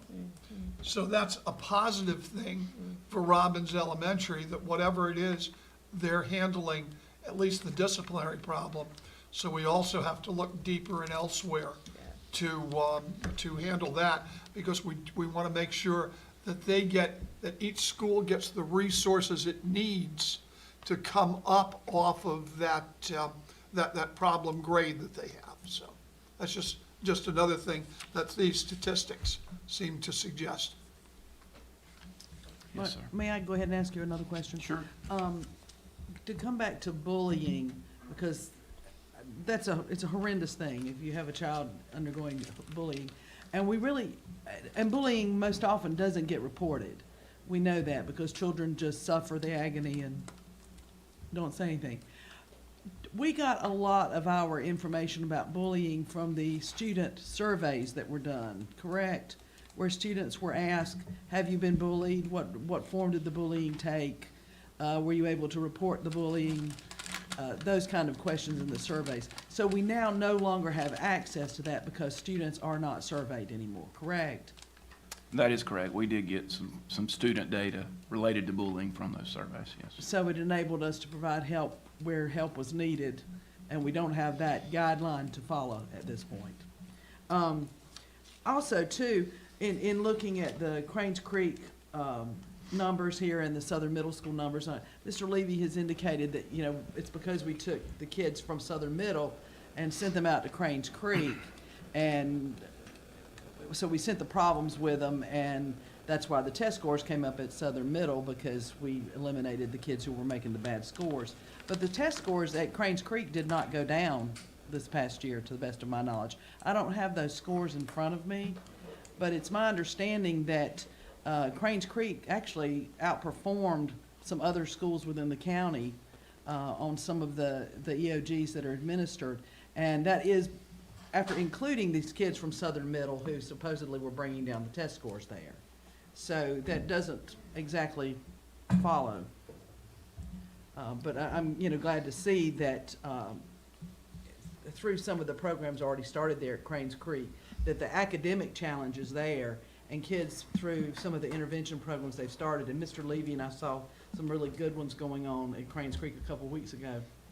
that kids are really taking to that and working hard on their intervention so they can get back to the special classes that they are pulled from. So it was very impressive. Yes, ma'am. Sorry, go ahead. No, I was getting ready to, go ahead, you have to We have finish. one, we do have one Okay. we have Reportable one final offense. area I did Okay. want Okay. to share, and Mr. Hensley alluded to this earlier in his comments. So there are certain types of offenses that the state requires very specific reporting for annually. We call these reportable, they're called reportable offenses. There are 16 of those, and you can see it's outlined by General Statute 115C-288. Related to the requirements for reporting to that. So I did want to share what those 16 reportable offenses are, and then provide you with some data related to those for last year. So you can see, here they are. Assault resulting in serious injury, assault involving use of a weapon, assault on school personnel, bomb threat, burning of a school building, death by other than natural causes, kidnapping, possession of alcoholic beverage, possession of a controlled substance, possession of a firearm, possession of a weapon, rape, robbery with a dangerous weapon, sexual assault, sexual offense, taking indecent liberties with a minor. So those are the 16 reportable offenses that each district is required to report to the state each year. So if Dr. Metcalf will help us by bringing up that data, we can take a look at it for each school. So again, if the school's not listed, they didn't have a reportable offense to report to the state.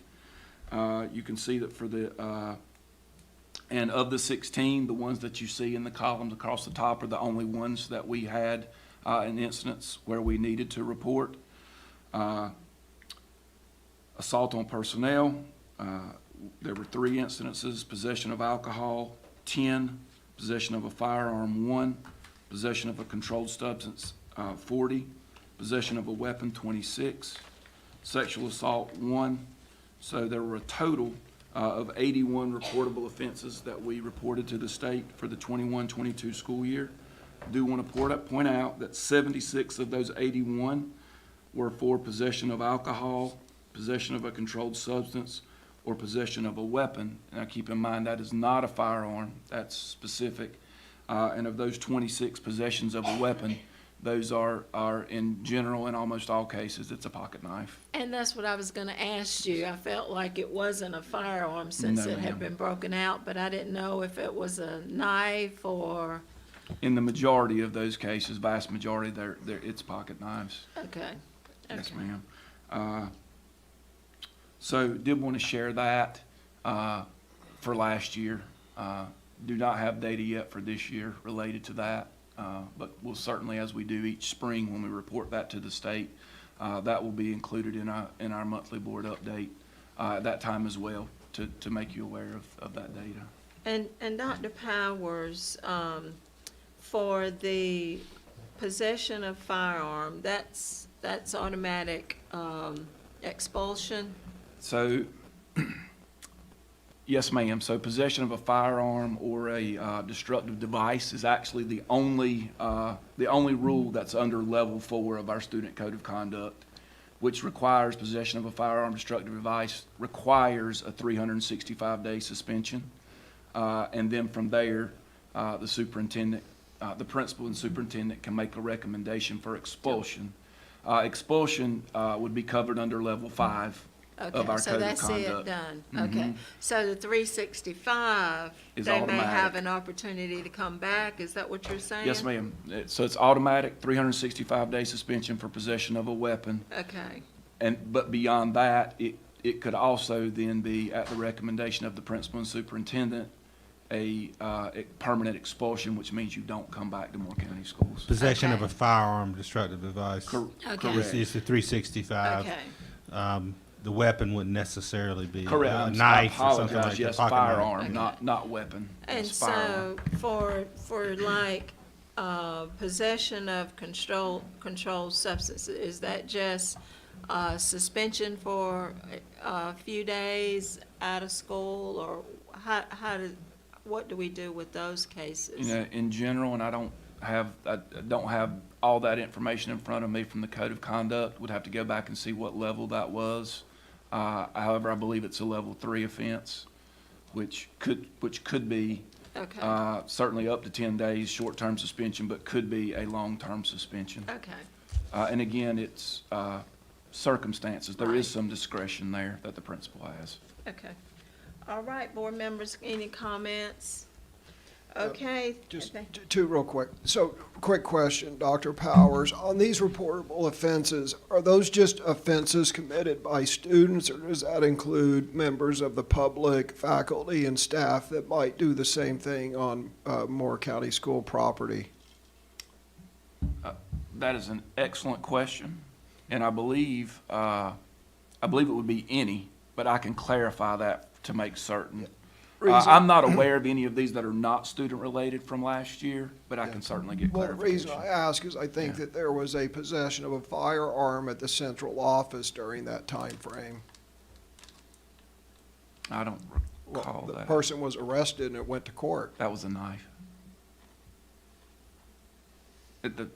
We can talk the facts Sure. offline, but I believe there was a I'm gentleman- aware of that Yeah. situation. So That's the anyway, only one. I don't know whether it's reported just on school campus. I Mm-hmm. don't know what the rules are. I just bring that to your attention.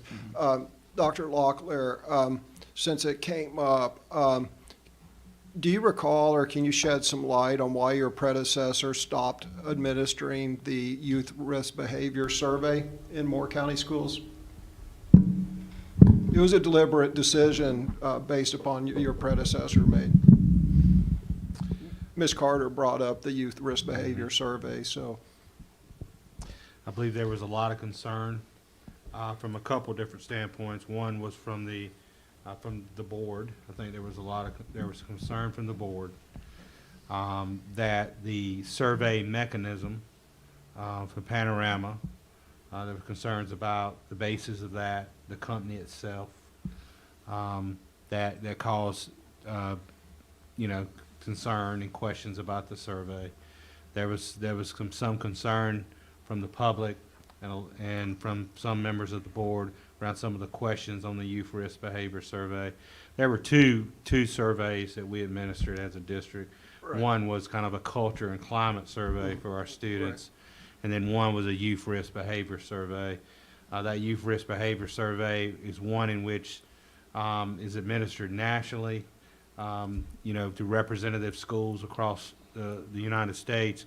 But we began utilizing that in our own district to have kind of some baselines of some of those risk behaviors where you're talking about drugs, where you're talking about, you're talking about sexual activity, where you're talking about other dangerous behavior, risky behavior from a teenage young person's standpoint. And then the Climate and Culture Survey was one in which you really dug in a little bit about the experiences of the students, how they felt about their schools, relationship with teachers, bullying, things like that. So those were the two different surveys. There was a lot of concerns about that, and at the time it was tabled that we would pause those surveys. That hasn't come back up.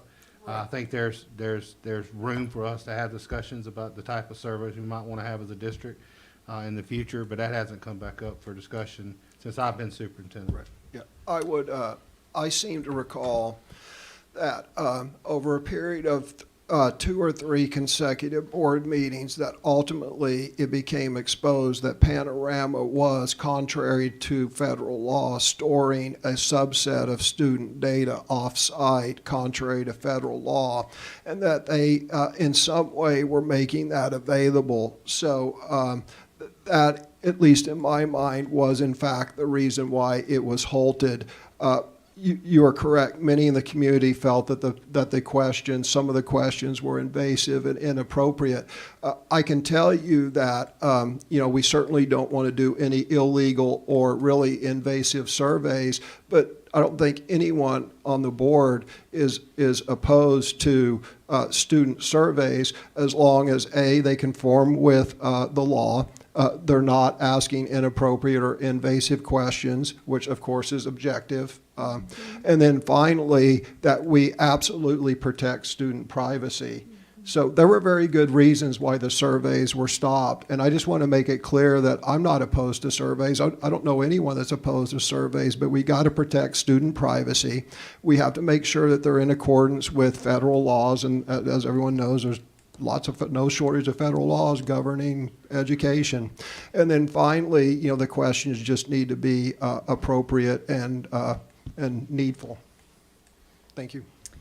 Oh, and then my other comment on this, as I talked about earlier, we absolutely need to, as a board, Madam Chair, we need to come together and we need to decide what of these statistics we need reported and how frequently, and then whether it's a subcommittee that gets the report or the board as a whole, and that these be also presented to the public. And I would think quarterly seems to be a good interval.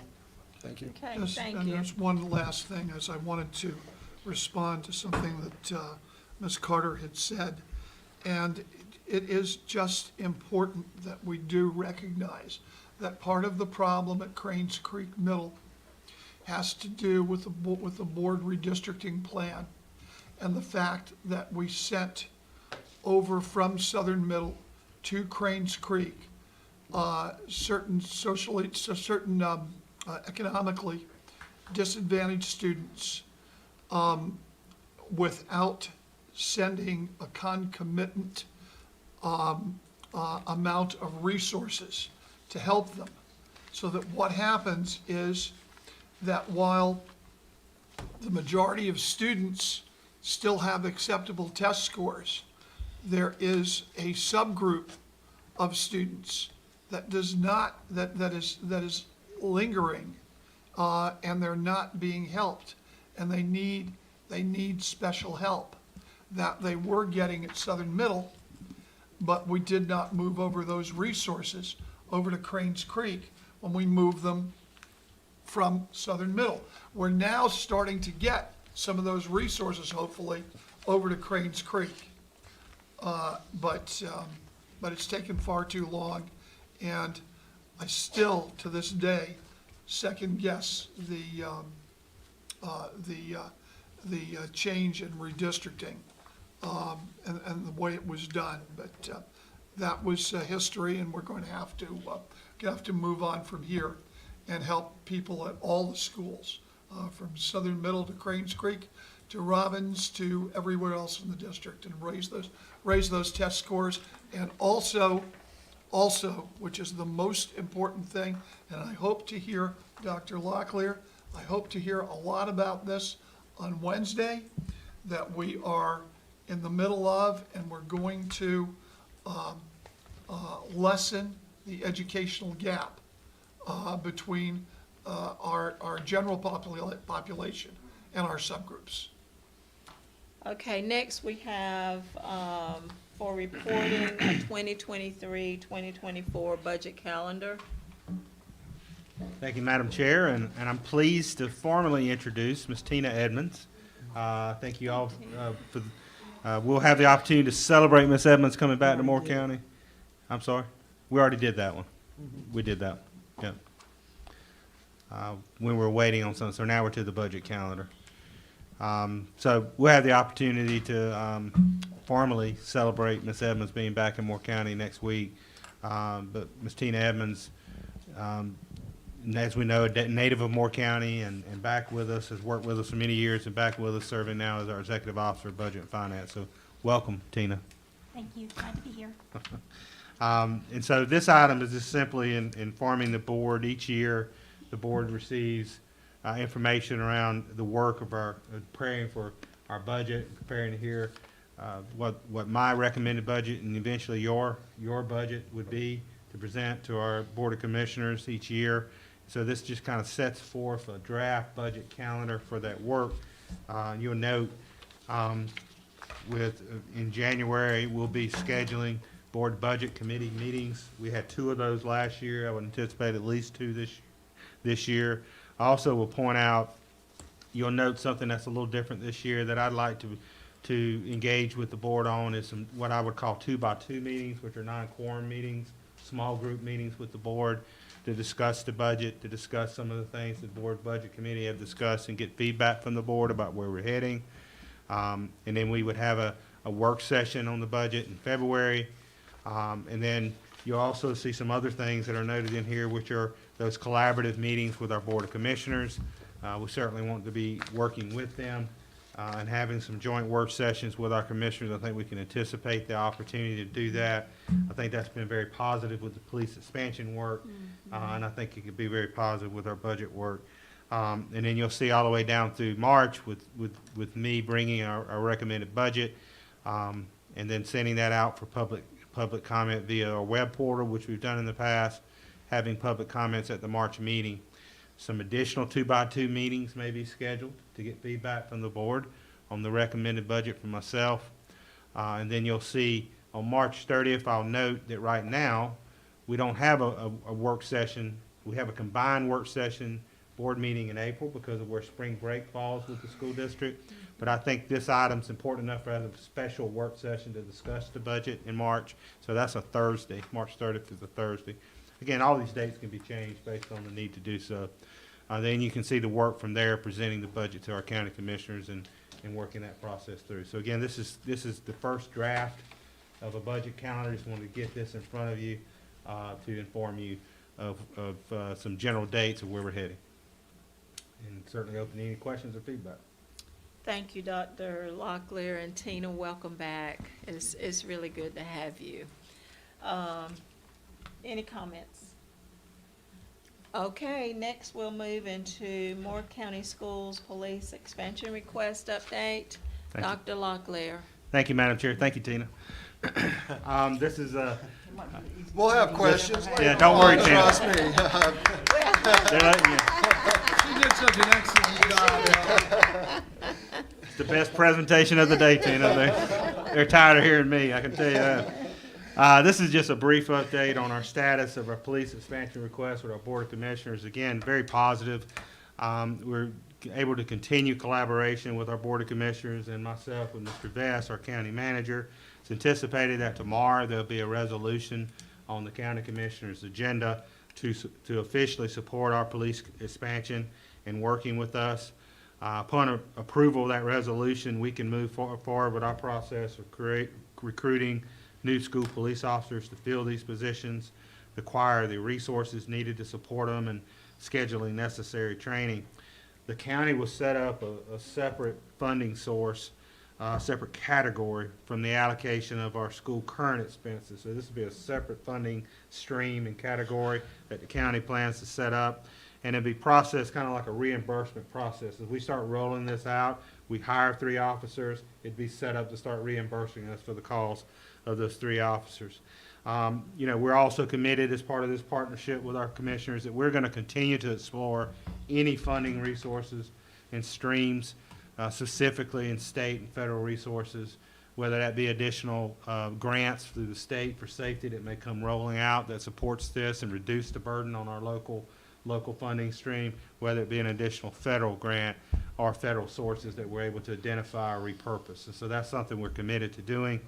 And we'll continue to be working with our commissioners and the county manager as we move forward in future budget cycles of looking how we continue to do this work together. And I think we as a district, and I'll continue to have these conversations with the board of looking at how we look at what our salaries are for our police officers and where we can look at potentially adjusting those salaries so they're commensurate to what we see with the municipalities and our sheriff's department. But we'll continue to dig on that and continue to look at if there's some funding sources to do that. So just want to bring this quick update to you. It's good news. It's good news that our commissioners, and I can't thank them enough. I'm sure I'll turn it over to Chair, see if there's anything else she wants to share, but really appreciative of the work with Mr. Vest, our county manager, and our commissioners on moving this forward, and look forward to having this potentially be approved tomorrow. Madam Chair, anything you want to share? I just echo your comments to thank our commissioners for just agreeing and for the efforts to meet with us separate and have a combined work session with us. I thought that was very productive.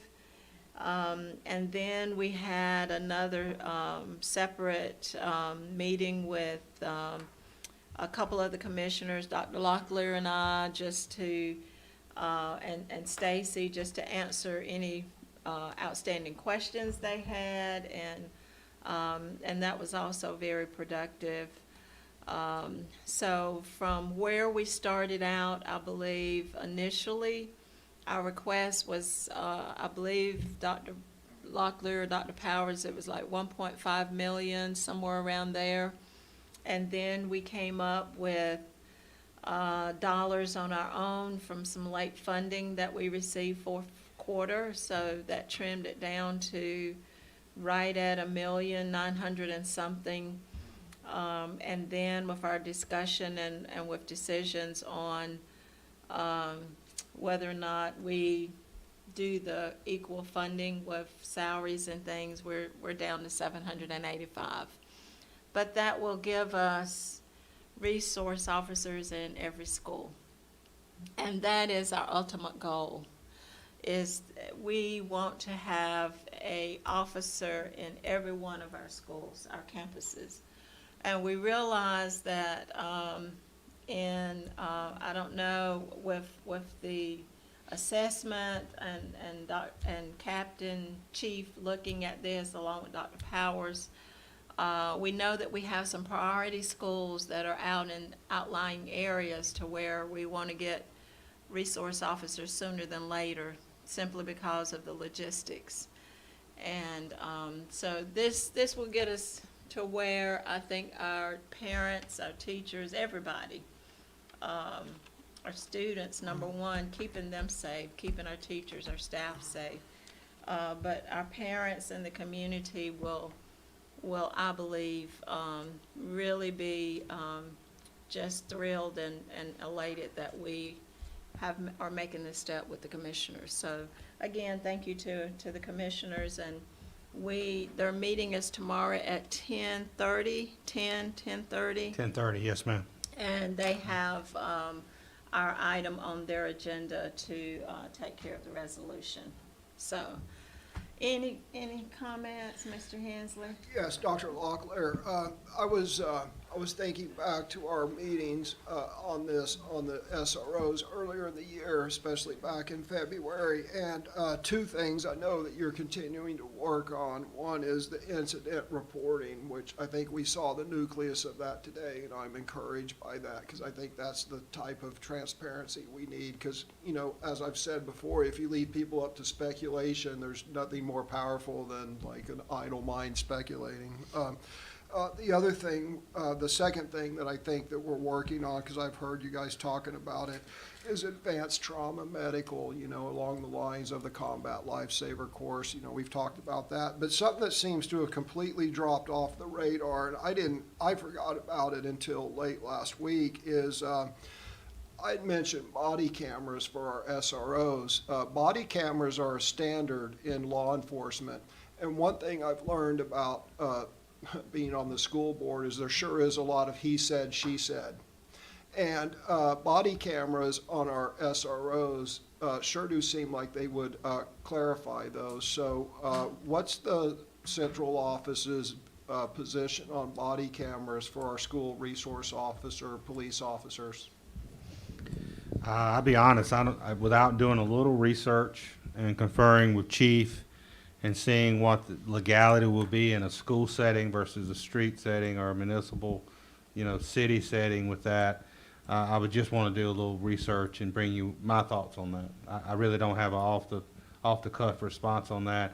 But I agree that anytime we always want to be as transparent as possible. And if that's something that may help us, engage in that transparency, I'm open to it. I just don't have a recommendation on it right now. I think we should look into that because a lot of people say a lot of stuff until they're set down and they're shown the camera footage, and then the truth comes out. So I would advocate that, well, we need to look in the legalities, but I would fully support having body cameras on our school resource officers. It keeps people honest, and it protects the school district, and quite frankly, it protects the police officer against false allegations. Thank you.